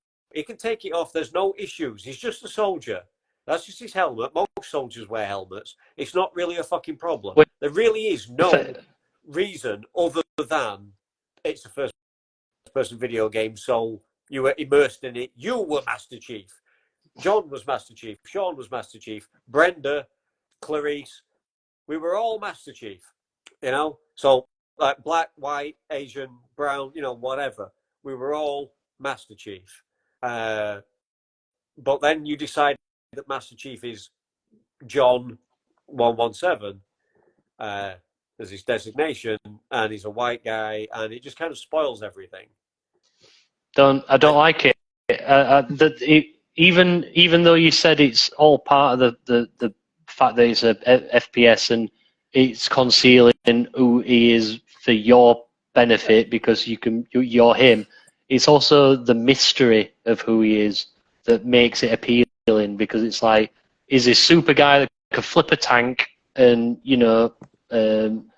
like wrestle alien vehicles to the ground, but yet he can't control gun recoil. Never understood that. But so he can flip a tank, but he can't stop that gun from going away. Yeah. But yeah, you never saw his face, and that is, in some respects, it's like having Mad Max, but he's talking all the way through every film. Yeah. You've written pages and pages of dialogue for Mad Max. Don't want to know, right? It's the mystery that makes him appealing, Yeah. And whether it's by appearance or by what they're saying or what they're not saying, that to me makes a character, and it can make or break them. When you've got some Disney arsehole, I'm not sure whether it is Disney that's done Halo, but it won't surprise me. Is it somebody on Stars? Is it that channel Star or whatever it's called? Sure if it's Amazon or Paramount, maybe. Oh, well, there you go then. I don't know. If it's same people that did Rings of Power,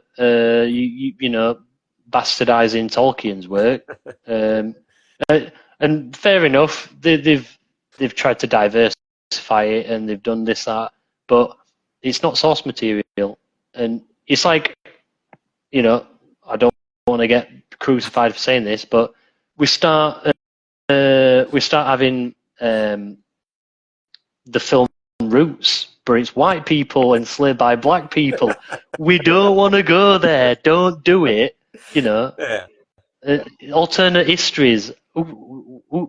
Just teach people history. Don't start pissing about with chucking. But it's the source material, basically. I know Roots is not a fantastical. It's not a fantasy world. It was real life. So I don't mean to take any seriousness away from that. But what I will say is, I just want a story based around where it's based around, and not to spoon feed things in that just complicate things and take away from what it is. That's where I'm going with my whole bullshit spiel there. So we've done. So Hollywood's just about much getting close to pretty much plundering anything that was ever put to comic book graphic novel form at this point. They're rinsing it the fuck out, aren't they? Now that since Marvel created their own film studio, they're obviously entitled to just churn this shit out forever. It's theirs. They can. Yeah. But the problem was all the other studios were trying to buy up anything that was still available and make some dog shit. Sony. I think the next, because we had superhero movies and TV shows. We talked about Adam West back in the day. We had superhero shit long before anybody uttered the 3 letters MCU or whatever. The Phantom, you mean?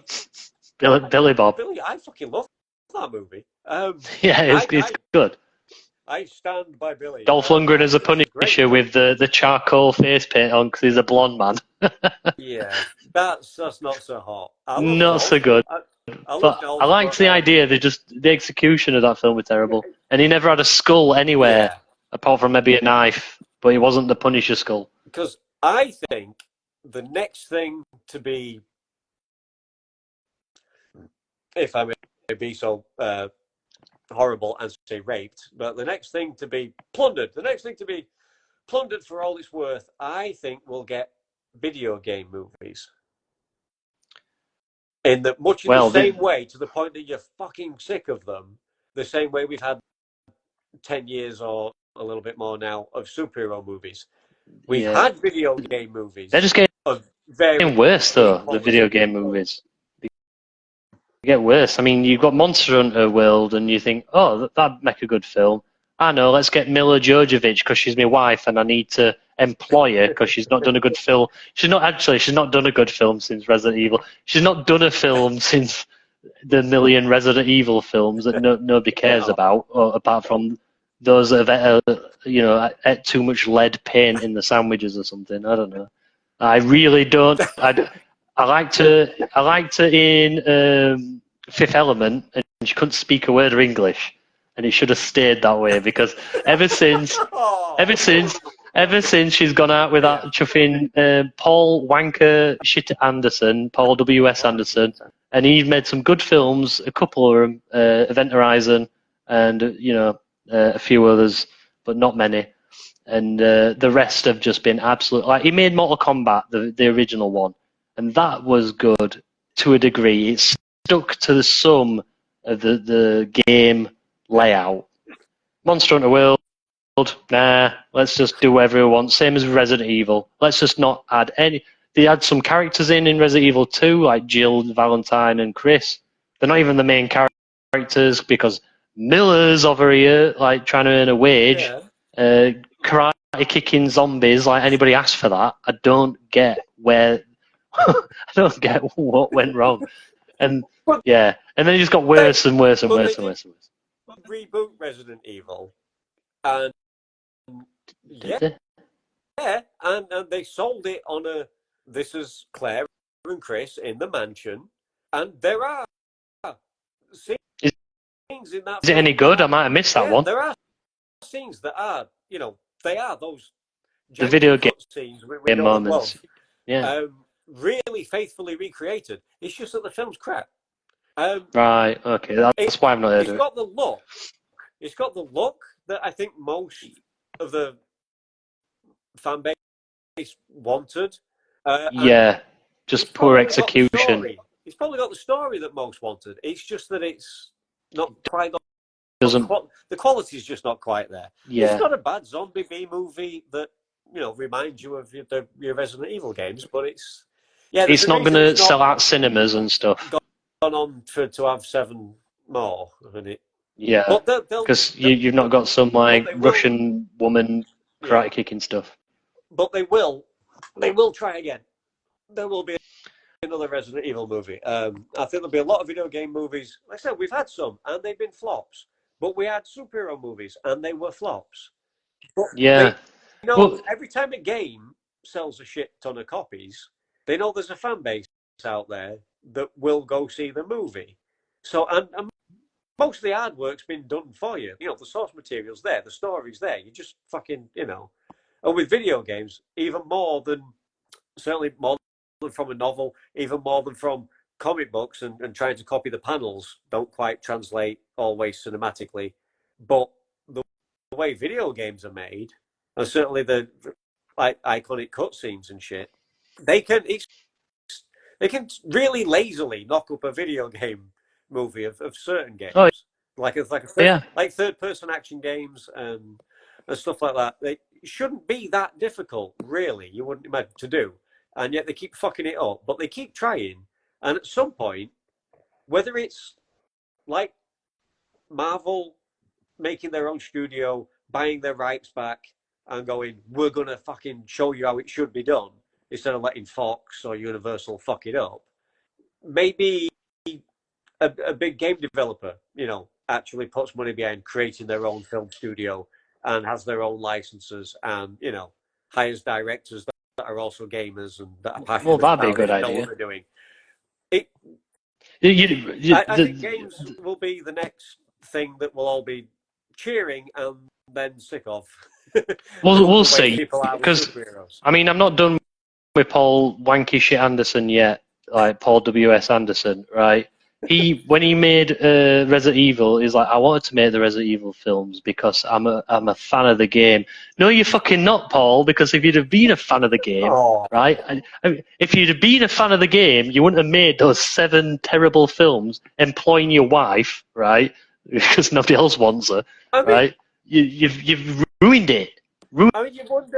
Ruined it. I mean, you wonder if his logic is, if I make my own version, then you mean like Mario Brothers film? Then you can't criticize me for getting it wrong because I didn't even try and get it right. Yeah, but if you said, oh, I'm a fan of Halo, and then first scene you see is Chris Pine as Master Chief with his helmet off, you're not a fan then. Because you can't be, because you wouldn't allow that to happen. That's a deal breaker. Yes, and I've just shit on my own film by allowing everybody to see the person who is never seen, like Judge Dredd. Oh, just take his helmet off. Done. Right. So is there what video game would you like to see? What would have you interested? What would be hyped? There's a video game movie. Yeah. Watch the game, and you think, well, they can't fuck that up, or it's something that you just think that's going to work cinematically, and something you'd like to see. Is there a game that you'd like to see get the big screen treatment? Yeah, I would like to see, if you've ever seen, the Russian games Stalker or Metro 2033, any of those games. Yeah, Metro 2033, where everybody's living underground. They go to the surface. It's all nuclear wasteland, and there's monsters roaming about, and they've got to try and, open up communications to see who else has survived, and somebody's putting a blocker on the communication. That'd make a great film. All about atmosphere and storytelling. Yes. For a first-person shooter, it's not like fucking mindless, spray. There's a lot of story involved in there. There's lots of story. So very, very narrative-driven, and they're slow, but in a good way, in the best possible way.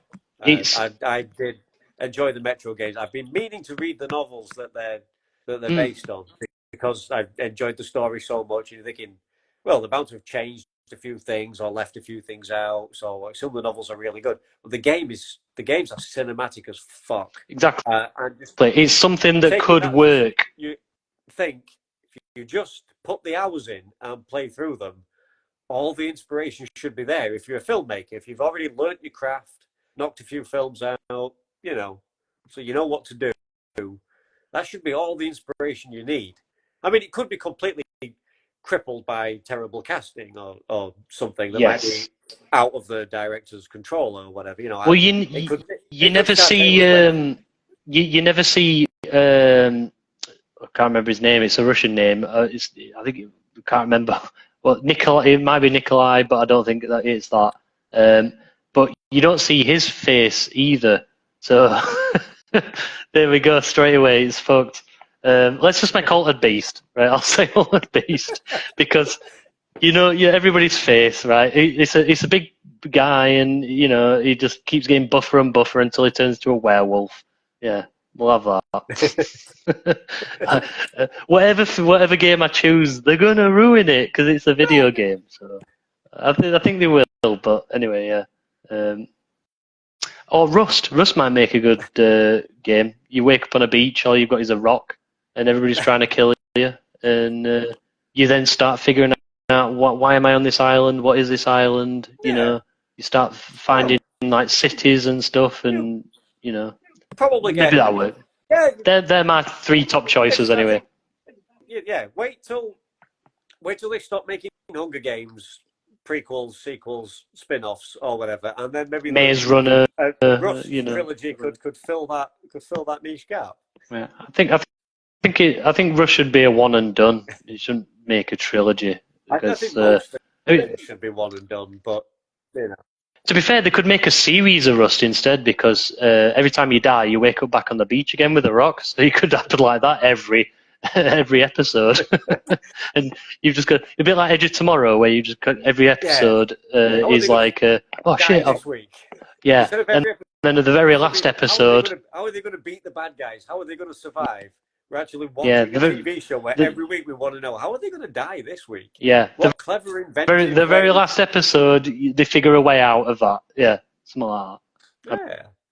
Yeah, like as you say, they probably kill it, but in an ideal world where it's good, there are 2 games. Well, 1 game, the sequels. They based on a comic book, but if anybody's ever played or read The Darkness, Mike Patton did the voice. No, Mike to do. It's got nothing to do with a thing called love. Mike Patton did the voice for The Darkness, didn't he? Too fucking right, he did. Yeah. It's because it's got everything. It's supernatural. It's demons and action horror magic, kind of thing. And it's also I'd be down for that. It's mafia, the family shit. Yeah. And it's guns. So it's guns, it's magic, it's demons, it's devils, it's mafia. It's just so fucking cool. It's revenge. It's justice. It's the protagonist goes on such a fucking journey, such a great story arc, which I won't spoil. I'd just say, I don't know if they're on PlayStation, but if you have Xbox or PC, you can certainly get them. And they're like always on sale now. And just, if you like stories, just get fucking both. Put it on easy. I have played them. I've played Darkness. Is great. For the sake of the story, and it's great and scary at the same time, isn't it? It's like sometimes you're shooting stuff, and other time you're shitting yourself. It's kind of there's a mechanic of there's a certain element of strategy, like shooting out the street lights and shit like that, because you can use your spoilers. You can use your demonic powers instead of your guns, as well as your guns. When you have more power when you're in the dark, and stick to the. I completed the first game. I don't think I completed the second. So, but I have played it. And it has Nazis, so it's got the mafia. It's got Nazis. Like shit! The worst possible kind of bad guys. You've got mafia. You've got Nazis. You've got demons. Right. So if you're Castle Wolfenstein, they could do a film of that. Totally. I'm expecting that. I would. The new games are great. So if they can, so if you kind of go along those lines, some big mechanical like panthers or whatever they are, roaming the beaches of Normandy. Why not? Or were you much of a BioShock fan? Yes, I liked the first game, and I was and I wasn't. I played the first game, I enjoyed it, and then they brought another game out, and it kind of seemed a bit too samey for me, so I just stopped. But I don't hate the games in any way, shape, or there's something coming out with that. I'll watch that. Yeah. Netflix movie. Netflix have a movie. It might be delayed with the strikes. It's either this year or next. I think it'll surface. I'm looking forward to that. Who's in it or directing it or whatever? Just that it's definitely a thing, and it's definitely on the way. Because I know the people who do like it, it's one of those, they love it. It's a very beloved franchise. If they fuck it up, they'll know about it. Well, the best of fan base will tell. Much like the Resident Evil. I mean, it didn't stop them making 6 or 7 movies. No, because the Fast and Furious people kept going to see it. It was the same people watching Fast and Furious as it was watching fucking Resident Evil, and the same people that allow these franchises of the same basically the same people who play FIFA and COD, right? The same thing churned out over and over again with nothing new apart from skins and maps. Buying a whole new £40 game. I only saw the Fast and Furious literally just before Christmas. What, the first film, or all 11 of them are? All of them. I'd never seen any of them. You sat through all of them? And I made a point over the space of, I think I did it in 4 days. So there's what, 10? 10 of the fuckers? I think Fast X was the last one. Yeah, that must be the most miserable 4 days you ever had. God damn. You know what? They are what they are. I get what people like because I know in one ear, it's high octane. It's high octane dog shit, isn't it? Yeah, yeah. Does I mean, as a child of the 80s, just to sit back and just watch the stunts and not even attempt to make any sense of whatever bullshit so-called plot. Yeah, I'm all for that, but for some reason, these stunts, I couldn't buy into it. It were too. There wasn't anything niche about it. It was literally just like, this is bog standard for everybody. The less brain cells, the better. And I don't know. I don't know how well you'll remember the very first, the Fast and the Furious, or whatever they call it. That's it. One. That's the one I've seen the most. Once. How good your memory is on that. As somebody who's only seen it once, but recently, I've seen once, but not all of them. I've not. Yeah. I think I got it up to about. I didn't watch Tokyo Drift because somebody told me not to, so I skipped that one, and then I watched a few after. The first Fast and Furious movie, is it or is it not Point Break? Yeah. Cars instead of surfboards. If you look, it literally, to me, it's a Point Break. It's a remake. If you look at all the films, they've kind of stole a little bit of something out of probably a film that most people probably won't be aware of. So, if anybody Point Break, this is Keanu Reeves and Patrick Swayze, right? And this is an undercover cop infiltrating a gang because there's crime happening, and this gang are surfers.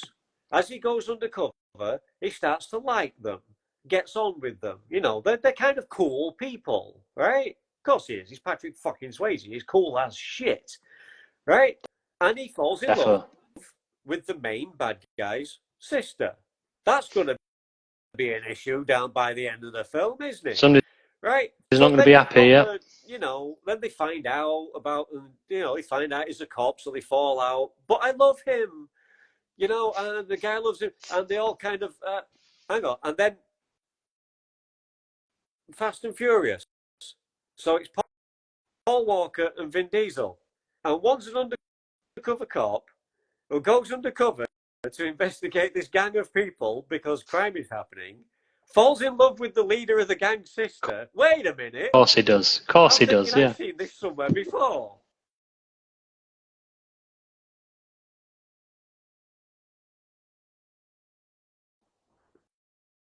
That's what they do. Yeah, and then you'll go and watch other films, and the plot will be something along the lines of another film you might have seen that did it way better, but it's because of family that it's somehow...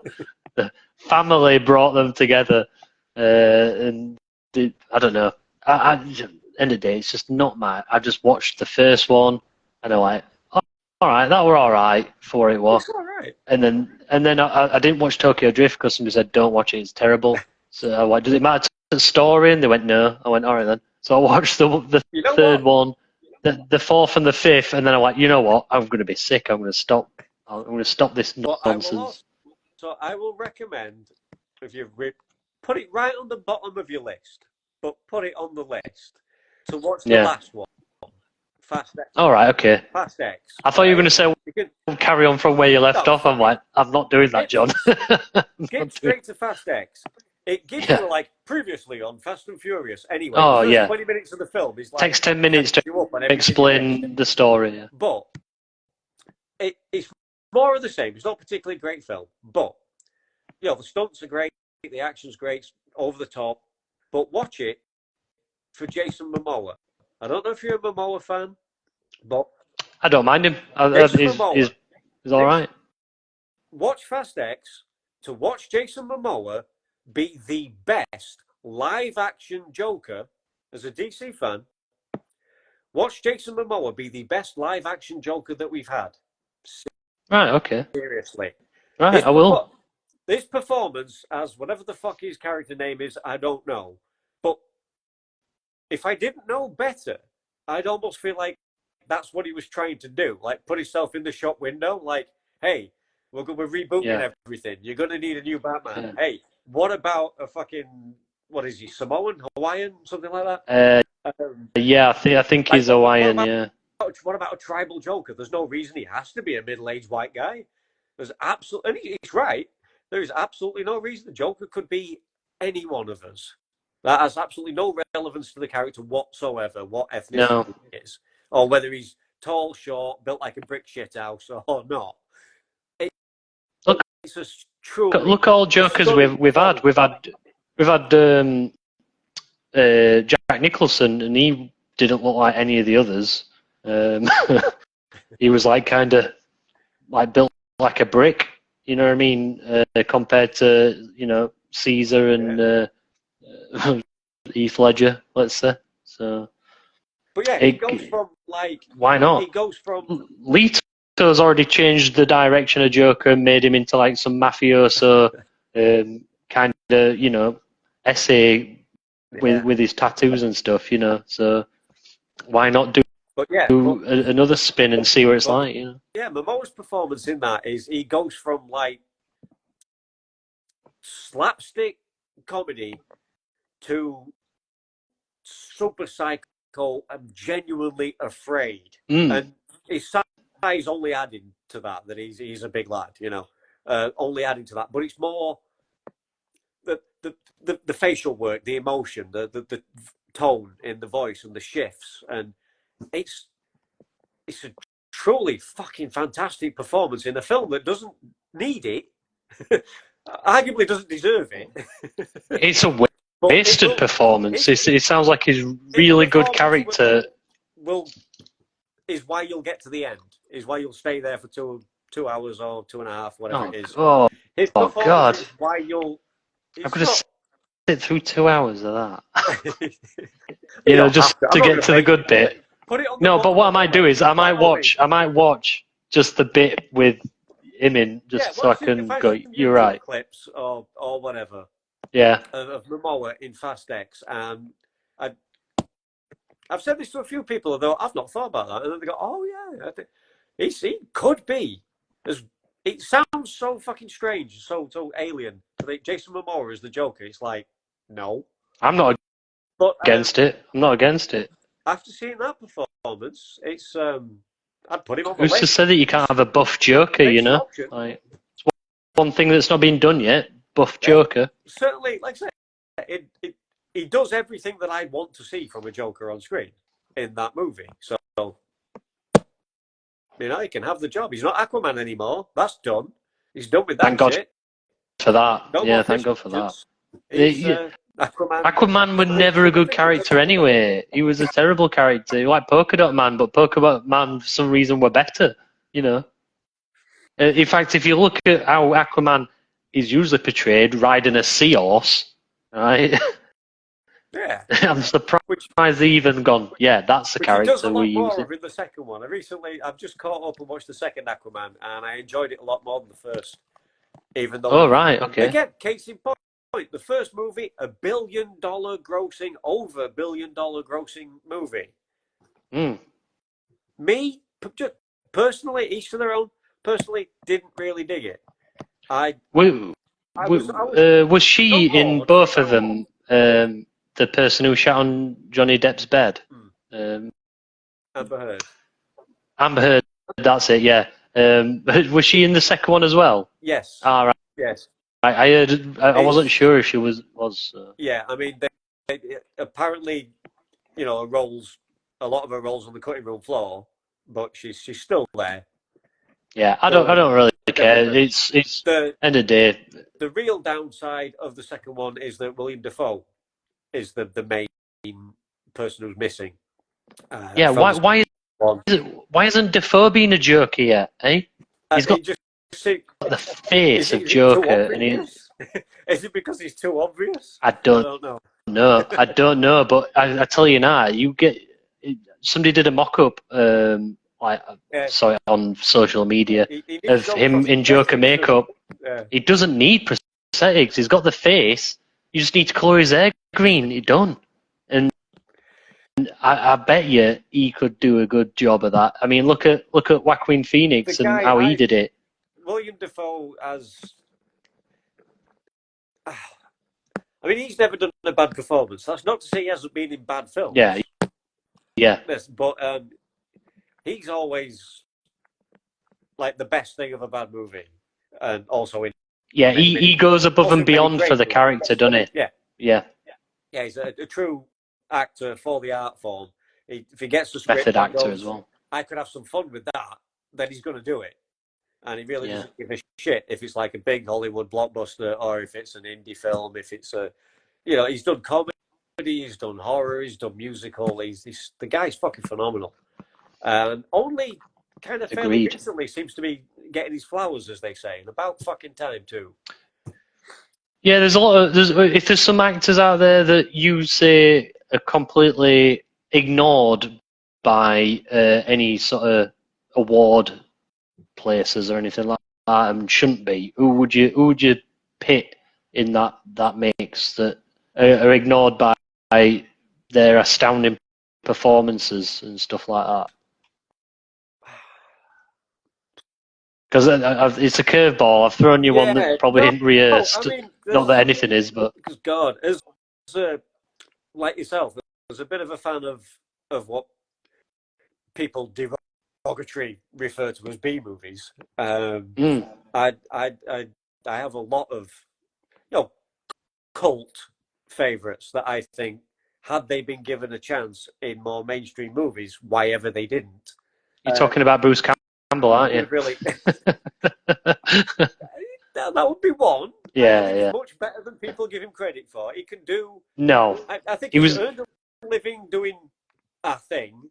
He's eked a living out being Bruce Campbell. But I do think Jim Carrey also stole his shtick a bit, didn't he? Maybe not stole it, but perhaps. But he'd already done that kind of, and he couldn't really go anywhere with that. I mean, certainly nobody obscure or anything, but I am a huge John Cusack fan. Oh yeah, huge John Cusack fan. I mean, I'm sure he's won his share of awards. I hope he has, because he fucking deserves them. I think he's fantastic. I think he's probably got a fair few. Yeah, I think the one in the record store. I'm sure he got something for that. Yeah, but I feel like he's not High Fidelity. He's not like the household name, that I feel like he should be. Because I will, if his name's involved in it, I will watch it. Even if it turns out it's a cameo, because he needed the 1408 were really good as well. I really like that. The Raven, the Edgar Allan Poe kind of. Yeah, I went to cinema to watch that. Yeah, that was good. Done some. He's fucking really good. I really, really like John Cusack. He's a go-to guy for me. 100%. Yeah, I think that's a good one, that, because, like you say, he has done some good films, and then you never see him sort of stood on that stage waving an Oscar about. I mean, some people can fall foul of typecasting. And that becomes an issue. I think Rutger Hauer, bless him, was a way better actor than he's given credit for, because he got known for a certain type of role. Yeah, villain work, weren't he? Pretty much, yeah, a lot of the time. But minus Blind Fury. Split second, the London underwater satanic rat xenomorph looking thing. He can sense its heartbeat because it scratched him or bit him once as he was tracking it down. It's just pulp cheese action, one-liners and all that. But it's Rutger Hauer, it's Kim Cattrall when she was super hot, and just such, but so effervescent, such a chemistry. She was watchable not just for her looks. I think she had a genuine watchable chemistry in her performances. Back in the day, Big Trouble in Little China, of course. Oh yeah. Big time in that one movie, and like she does that. She's not just the damsel in distress. I mean, she is, but it doesn't. She doesn't seem as pathetic. She's not just like, save me. She's one with personality, isn't she? Yeah, like because of course, like Big Trouble in Little China, she's certainly the damsel in distress, but she's not, because she's feisty as fuck. The reason she ends up in distress is because she's a badass. But she's kicking off, just not as badass as Jack Burton. You're still going to need Jack Burton to come and save you, because you're just not, you're not Jack. What about? Did you ever see Peter Weller in Screamers? The robots under the sand. Yeah, thought that was an underrated film. That it wasn't great by any standards, but but it's very cool. It set an atmosphere. The monsters were terribly scary because essentially like a saw blade that comes flying through the sand and then cuts your head off or something like that. It would be a bit like in a Tremors sort of sense, where you make enough noise on the ground, you're going to get something come and bite you in the ass. So would you? We've thrown Tremors out there. So are you on the everything's better with bacon? Bacon's just a great. It is. Yeah, I would say that it was a shame he wasn't in the others. But I didn't really miss him in Tremors 2. I thought Fred Ward had it down. Fred Ward just did the do. It was after that when Fred Ward, and then they had to get Burt Gummer in as main guy. And he was. I don't know. It just got potentially worse, but a young Kevin Bacon in his prime, doing what Kevin Bacon does, fresh from Footloose, doing that Kevin Bacon thing as only he can, and then he's not in the sequel, and you don't miss him. Now that's a fucking strong performance from the other people left behind. And nobody ever says Tremors 2 is a bad film. No, it's always after that you'll start going, they're not very good. As you say, Michael Gross, who goes on to be the face of the franchise. Great character in the films. It's such a very much a character piece. He's got a very neat, not a very good lead person. But he's fucking hilarious though. Yeah. I think the downside of the sequels is, in order to kind of keep going, Bert has to end up being stupid instead of becoming John Wick, instead of being a total badass, instead of him he's a survival nut, right? If anybody doesn't know what we're talking about, he's one of these like survivalist, got a basement full of fucking guns and mines and shit like that. And so when that guy, can shoot all his big guns and in fact get the government to provide him with some even bigger ones at these graboids, hell yeah, he's down for that. And can make a living. He should have been like, the sequels would have been, if they were Burt sequels, Burt Gummer, on world tour, eradicating graboids, fucking making them extinct. because he's a badass, not him fucking up for the sake of some comedy. I think because they could have made the ones where Bert was lead okay, but the thing that they tried too much was to change the aliens where they were flying or jumping or running on the ground instead of under it, and then also the film in general wasn't any good. It just wasn't written with a good story and good effects. CGI we used too much. It was all that let it down. I don't think it was him as lead, really. It's just that wasn't strong enough to elevate it above what it ended up being, So, I'm not going to ask whether you think they'd ever remake Tremors, rather than these like low-budget, straight-to-VHS sequels that actually do, a relatively big budget. As big budget as a film like that, it's not going to be a $300 million Marvel movie, but a proper Hollywood, because they probably will at some point. The fact that the franchise keeps making at least a bit of money for somebody out there to keep churning out some kind of spin-off, sequel, prequel, get one season of a TV show, get cancelled, make another straight direct-to-video movie, because the franchise won't die because it has its fans.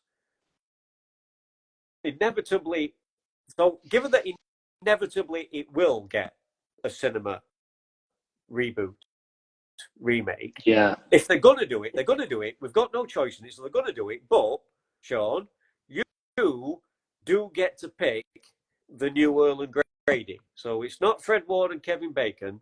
They're going to do it. So in order to do your bit to try and save this shit, who would be not terrible?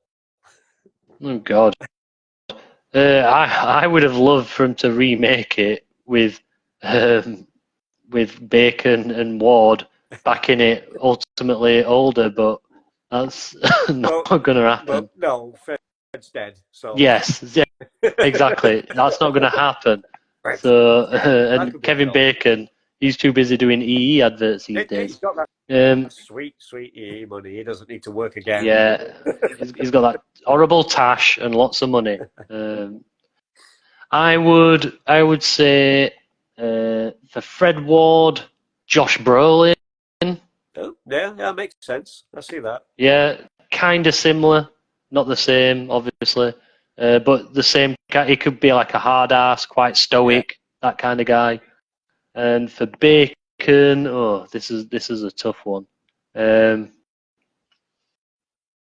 Off the top of my head, James Spader. All right, just because he's a bit of a gimp in a lot of films, but he's kind of likable. There's a guy who's like underrated. People, James fucking Spader, man. He's been around, been doing this shit for a long time, and again, that kid can do anything if you need. Exactly. He really. So can. he would be Bacon's part, and then you've got Brolin as Fred. I think I'd probably watch that. I'd give that a go. That is the best approximation I could come up with off the top of my head. So I could probably come up with better if you give me like 5 days, but there's no fun, that is it? So. But then some studio exec who outranks you as Michael Bay directs it, and it's all gone to shit. Yeah, and then when you shoot one of the worms, you crash a car, it blows up. Everything blows up. Hit somebody with a shovel, they blow up. Although, having said that, it's poor Michael is an easy target, but this is the guy that made The Rock, not the wrestler. That's a good film. That's a good film. He didn't make Dwayne Johnson. That was Mr. and Mrs. Johnson. He made a great 90s movie called The Rock with Sean Connery. Yes. He also made a great 90s movie called Con Air. That's also a good film, but that is also with The Rock. There's not that many explosions in it, but the main thing of the film, what everybody's trying to get, is something that explodes. Right, so there's explosions still in his brain somewhere.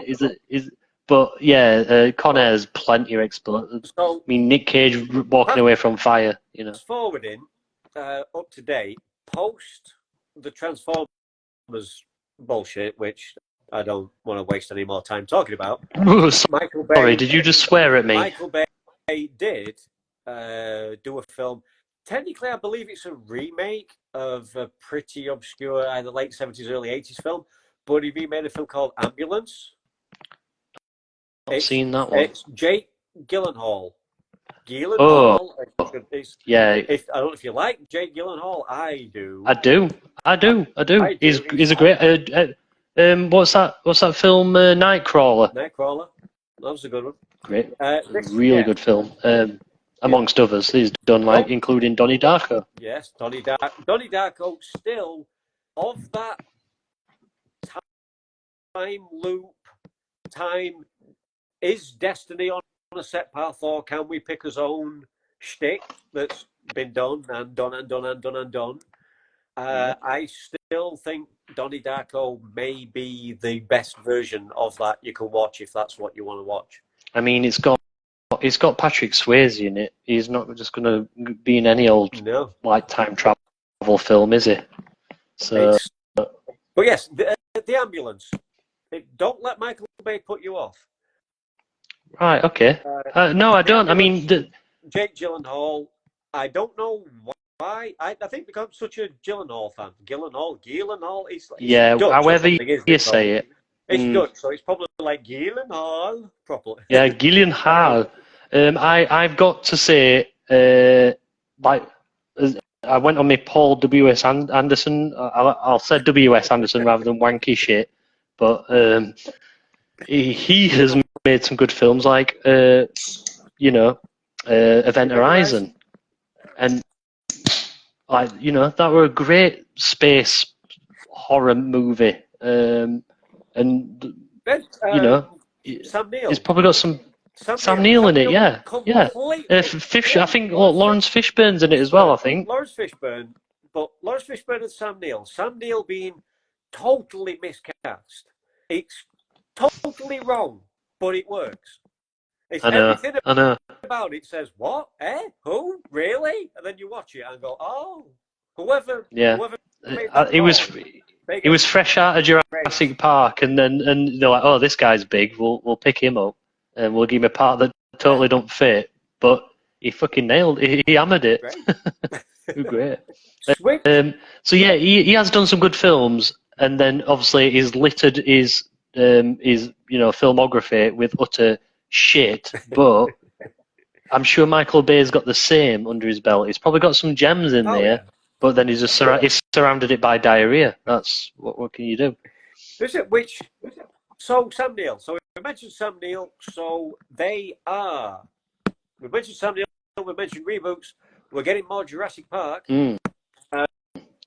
But not. We had Jurassic Park. Jurassic World now. Then it was Jurassic World. Now they're going back to Park again. Something else. Yeah. We don't Jurassic. Know what they're going to call it, but it is a new thing. It's not connected to either the World movies or the Park movies.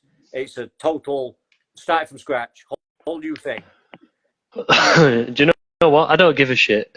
They've absolutely rinsed the fuck out of it. I know dinosaurs went extinct. That franchise should too, right? You've done what you needed to do. Leave it. But they make money. I know. People love dinosaurs. But why aren't they making that where Dino Riders, where you got dinosaurs with guns on them and people are using them? Why aren't they doing that? They're wasting the time doing all this same franchise shit. Branch out. Use dinosaurs in a different capacity. Jurassic World, right? The first Chris Pratt one. Yes. The original screenplay, the original script for that movie, for let's move on from Jurassic Park and make these Jurassic World movies, was exactly that.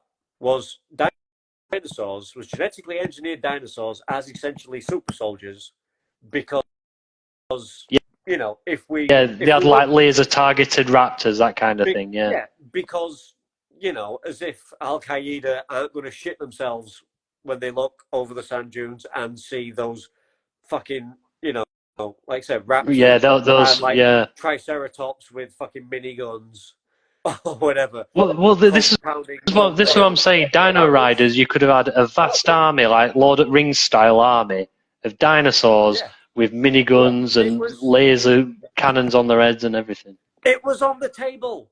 It was on the table. We could have got that movie, but somebody decided they knew better. I don't think they did. I don't think they. No, I'm sorry. It was good. Yeah, it touched upon the weaponized dinosaur theory, kind of thing. But in there to give you some motivation. It wasn't a man riding a dinosaur into battle with big cannons bolted to the side of the dinosaur. I had the figurines, and I'd quite happily watch that as a film. Yeah, there's a fairly low budget film from the early 2000s. It's got a bunch of different names because it's released in different. You know, when a film gets released in different territories, and for some reason they change the name. Yeah. So, it might culturally land better. At some point, one of them somewhere I think the most common name to find it, if you go looking, might be D-War. Right. Like. That has a lot of like dinosaurs, dragons, creatures of that sort of shape and size. Sounds up my street. If you find that film, DM me the link on YouTube and I'll check it out because I want to watch that. Relatively, low budget, straight to DVD kind of affair. But you just go. It's one of those films where you go, yes, of course it's a bit cheap, of course it's a bit shit, but fuck, that was fun. Imagine that on a $300 million budget.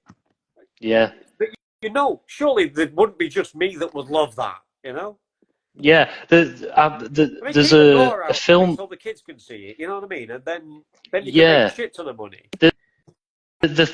One of the film ideas I had recently, because I did go through a big phase of watching a lot of shitty Bigfoot films, because I don't know why, but nobody. Well, actually, I tell a lie. Somebody has made a semi-decent Bigfoot film. I'm not talking about Harry and Henderson's. I'm talking about. There's a film called Exists, and I think it's by a guy who had something to do with one of the Blair Witch films, because it's a found footage style film, right? Which I'm not a big fan of, but Cloverfield were good, so I thought, I'll give this a blast. And Exists is a really good depiction of what everybody says a Bigfoot or a Sasquatch is supposed to be. So then after I watched that, I'm like, yeah, that were good. I'll tell you what, I'll start looking at all these Bigfoot films. And a lot of them have got Lance Hendrickson in. It must be a believer or something. I literally watched probably a lot of them. I've got a VPN, so I changed it to Canada, and I watched Tubi or Tubi, whatever it's called. Amazing, because you can get so many free films. A bit like Netflix, and I watched loads, and a lot of them are just absolutely good for me because I like bad films, but shit. So I would like where we're talking a Hollywood blockbuster film where Sasquatch are always hiding in the forest.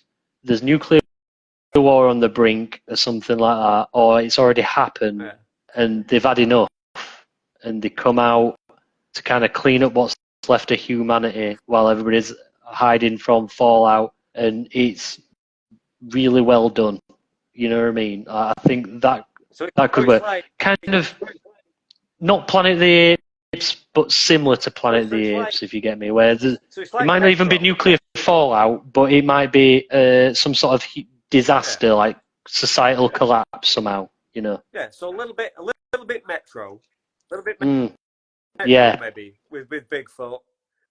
But they're taking the world back, and they've been hidden in the forest ever since humans, because they've seen us decimate the Indians decimate whoever was before them, and all these early humans, Neanderthals and Homo sapiens, because the legend of Bigfoot goes back a long way. Yeah. So it might be like convergent evolution, where we've gone on this path they still don't care about fire and they eat raw meat and everything.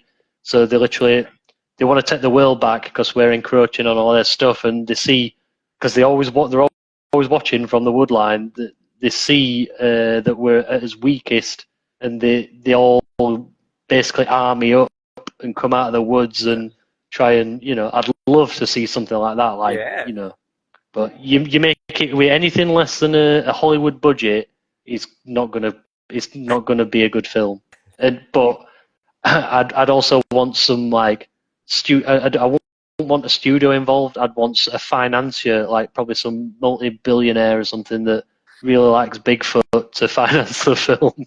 So he's got a say in it, but studios don't want to just cut the fucking shit out of it and ruin it. Look,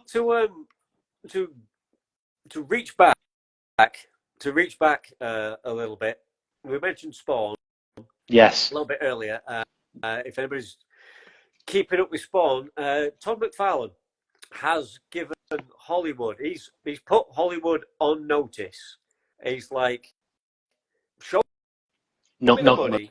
The fuckers. He said, show me the money, bring me the script. You've got this year, right, to put forward to give me a taste of what you would do with a Spawn movie. So that make him like something. You've got this year, essentially, to buy Spawn off me, to come up with a good idea. If Hollywood doesn't give me anything, I'm going elsewhere. He's got a time limit on it. He says he's got investors lined up, and he'll just make it his fucking self. I'm kind of hoping that they Hollywood don't pick it up. Yeah, that's the same thing.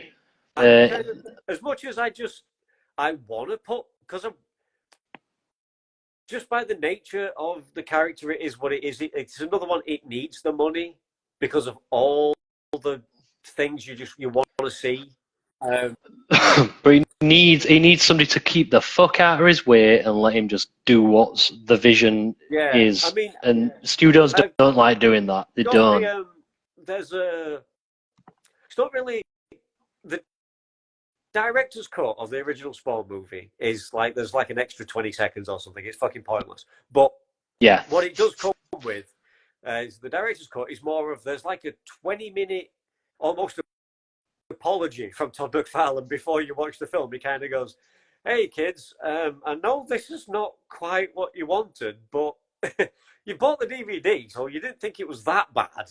Yeah. I mean, at the end of the day, it's the best Spawn film you've ever seen because it's the only Spawn. It's the only one. Yeah. And he's a little bit like he's certainly not ashamed of it or anything, but the CGI is the only thing to be ashamed of, really. He does explain how as soon as they went to pitch the character, to Hollywood, as soon as they mention hell, as soon as they mention demons, it's instantly like an 18-rated movie, and he's got no problem. It's pretty much an 18-rated fucking character. It's a mature adult. It's a mature. But they didn't want to make. Nobody wanted to make.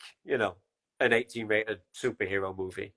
Still, nobody want that. Still, nobody wants to make that now. It. We should get like an adult-rated Wolverine movie or Deadpool movie because those guys just kill the shit out of people all the time in incredibly violent ways, but we're never going to see it. If I've no idea what Paul Verhoeven's negotiating strategy were. I think he might have got him in the headlock or something, but he's like, let me make this film or I'm throwing you out that fucking window, RoboCop style, right? Because he got away with so much shit and they loved it. One thing that McFarlane says on the director's cut, he does say, in an ideal world, in many ways, he'd like to take the big Hollywood movie budget and still make an animated film. And I'm okay with that too. If it's done the right way, yeah. I mean, I don't know how that would take a Hollywood budget because normally I wouldn't take one. Just imagine having one. So any of the things you want to do, you can. Yeah. Because you have I'd say get some good voice actors. You have a surplus of what you know you need to make a 90-minute animated movie. Get some good animators, some good voice actors, and you're golden, really. But I mean, rest is change in your pocket. I mean, I would keep Michael J. White. I would still cast him. I would just cast him again today. Yeah. Spawn again. I was. He didn't get the film he deserved as the live action Spawn. I don't think, and he's so capable of doing a better job than anybody else. He ain't that old. He ain't that old, and he's a better actor than he was back then. Just on experience. Black Dynamite's a great film with him in. If you've not seen that, amazing. I watched, the two back to back. I watched Black Dynamite and then the Western Outlaw Johnny Black. Very much in the same kind. Oh, I've not seen that one. Yeah, it's like the same kind of parody sort of vein. You know, think Lazy Saddles or whatever. Yeah, but the black version, I'm definitely watching that one. Yeah, it's very I'm definitely watching that. If it's so it's a Western. Michael J. White in the Black Dynamite kind of Western, feel, but it's kung fu. But obviously, just by being a black guy, there's an issue. That's amazing. I'm watching that. I thought that looks good, and then I remembered Black Dynamite and that I had seen it, but it wasn't clicking. So I went back and found that, and then I watched the two back to back, and I was like, shit. I want to watch loads of Michael J. White films. I think I'm getting a man crush on Michael J. White, like at this point in his career, at this age. Because I kind of underrated his like acting chops. He's a buff guy who can kick people, fine. I love watching big buff guys kick people. That's fine. I enjoy the shit out of that. He's better than Steven Seagal at everything, right? And look how many films he's got. It's like terrible. Watching him do comedy, which any actor will tell you is the fucking hardest thing to do and do well. And the fact that those, both Black Dynamite and Outlaw Johnny Black, that he's a big part of his films. It's his brainchild. He's writer, he's producer, he's actor. They're his thing. I was just like, so fucking impressed. I mean, I've always kind of liked the guy. Like, there's another action movie out, and it's Michael J. White just being Michael J. White, and I'll get round to it and watch it, and it's like, fine. I don't think the guy deserves something else, something more. Yeah. Speaking of fine black actors, it's a shame about old Carl Weathers, isn't it? Rest in peace. Like, there's some iconic roles. I watched Predator last night in his honour, albeit I only watched Predator because I've seen Rocky 2, I've seen the Rocky series, should I say, over and over and over again. Predator, I've done the same, but it's been such a long space of time since I watched it. I thought, right. Yeah. And then Action Jackson, that's on my list to watch soon. That's what I did. That's what I did to raise the glass. Yeah. Action Jackson. So we've looked at some other films that Carl Weathers in. They're probably going to be in his bad film group. We're going to show him some love. Get some of his lesser known movies that he had his water bill to pay, so he did this film. So I'm gonna definitely chuck them on. Oh, as cheesy as it is, you've got Predator. It's the handshake moment with the bicep. It's fucking. You've been pushing too many pencils. That one. It's awful. It's as the kids would no doubt say super cringe or whatever, but it's beautiful. That's friendship. That's a bond. That's some homoerotic shit right there. Yeah, it's interracial. It's interracial brotherhood. That's what it is. It's I would kill for anybody, to do that when I meet them. Yeah, I haven't seen you for a while. I haven't seen you for a while. Or just to bump into someone in Tesco's. Yeah, but you got to get the. You got to go on olive oil aisle and oil your bicep ups and everything first before you do it. To see you've got that. And your veins pop. Yeah. That's bonding. That's some serious. That's not. It's like in hair hand arm wrestle, isn't it? Yeah. You know, that's a certain level of emotion. That men, especially big, muscly army types as they are in that movie, aren't prone to be showing. No. But they're in a public you never space. got that in Rambo. They're in a public space. They're making physical contact. And eye contact and the physical contact of the handshake. I think it really is a great iconic moment, not just in like a cheesy 80s way. I think even if you want to get political about it, I would fight that it's not toxic masculinity. That should be the new American flag, shouldn't it? And British flag as well. Why not? It's just like any Western flag, you just change to that, just because it's it's iconic. Yeah, so I was going to say like we are all God's children, but I'd rather not have the God in there. But something that means something like that. But leave the big G out. We all crawled out of the sea together, or in fact, we all came from Africa anyway, originally as a species. So regardless of what colour your skin is, we love each other. We're all just spunk and egg. Yeah, we're all eating a shit sandwich out here. Come on, let's just embrace while we do it. Peace is cheaper. Yeah, but they're running out. It's going to be. I mean, I haven't really seen much news since last night, this morning. I don't know if the mainstream's really made much of a fuss of his passing or not. Have you? I've seen a lot of social media presence. I've seen a lot of social media presence on it. News-wise, I don't watch it. It's depressing. It's really, even if I don't know what's real on it and what's not. It's like a soap half of the time. I don't. I was really quite impressed. Lance Riddick, when he sadly passed, that got a lot more traction than I expected. He did that announcement and a lot of tributes and shit. Turned up in a lot of somewhat unexpected places to me. I knew my sort of circle of both real friends and celebrities that I follow and that, I knew they'd all be straight on it. But yeah, I didn't quite expect the mainstream outpouring of love, and it made me really, really happy because the guy was incredibly talented. And again, another guy underrated for his comedy.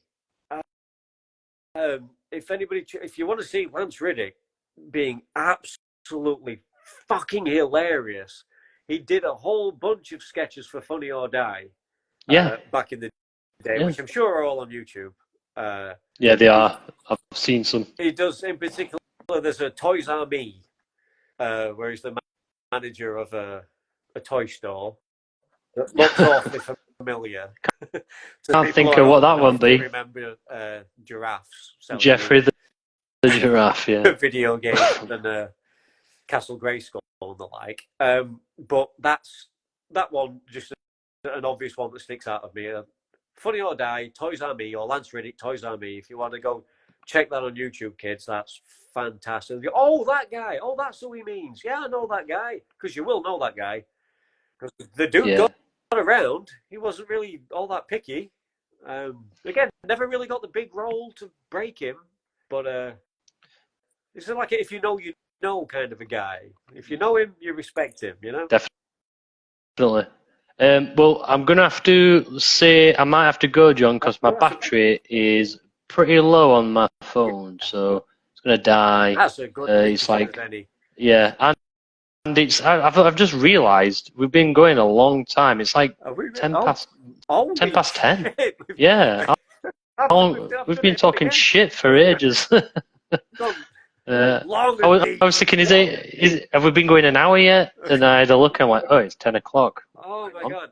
3 hours? If anybody in the comments has been here since the beginning, well done. Hats off to you. Yeah, I am so sorry to you. I'm so sorry. if I had prizes that I could send you, I fucking would. I'm gonna have to.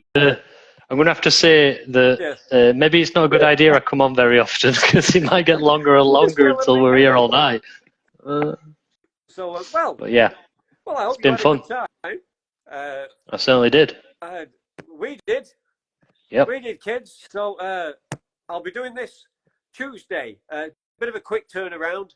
I'll be back live right here, Sniktcast, Instagram Live on Tuesday with a fantastic artist, photographer, film lover. That's going to be a good one. Potentially another long one. I've had a little chat with the guy beforehand, and we seem to have an awful lot in common. Especially, we're going to go deep. After giving the guy a chance to big himself up, we're going to go deep on the Viewer Skewniverse on Kevin Smith movies as we are celebrating 30 years of Clerks. If that means anything to anybody, tune in on Tuesday, coming Tuesday. That's February the 6th, around 7 p.m. That's going to be a good one. And check out his artwork. It's going to be great. I'm going to learn an awful lot about lenses because I know nothing about lenses, but I feel like I will by the time we're finished. And everybody else is going to learn an awful lot about some of the best dick and fart jokes you've maybe never heard if you're not into Kevin Smith movies. So that's Tuesday.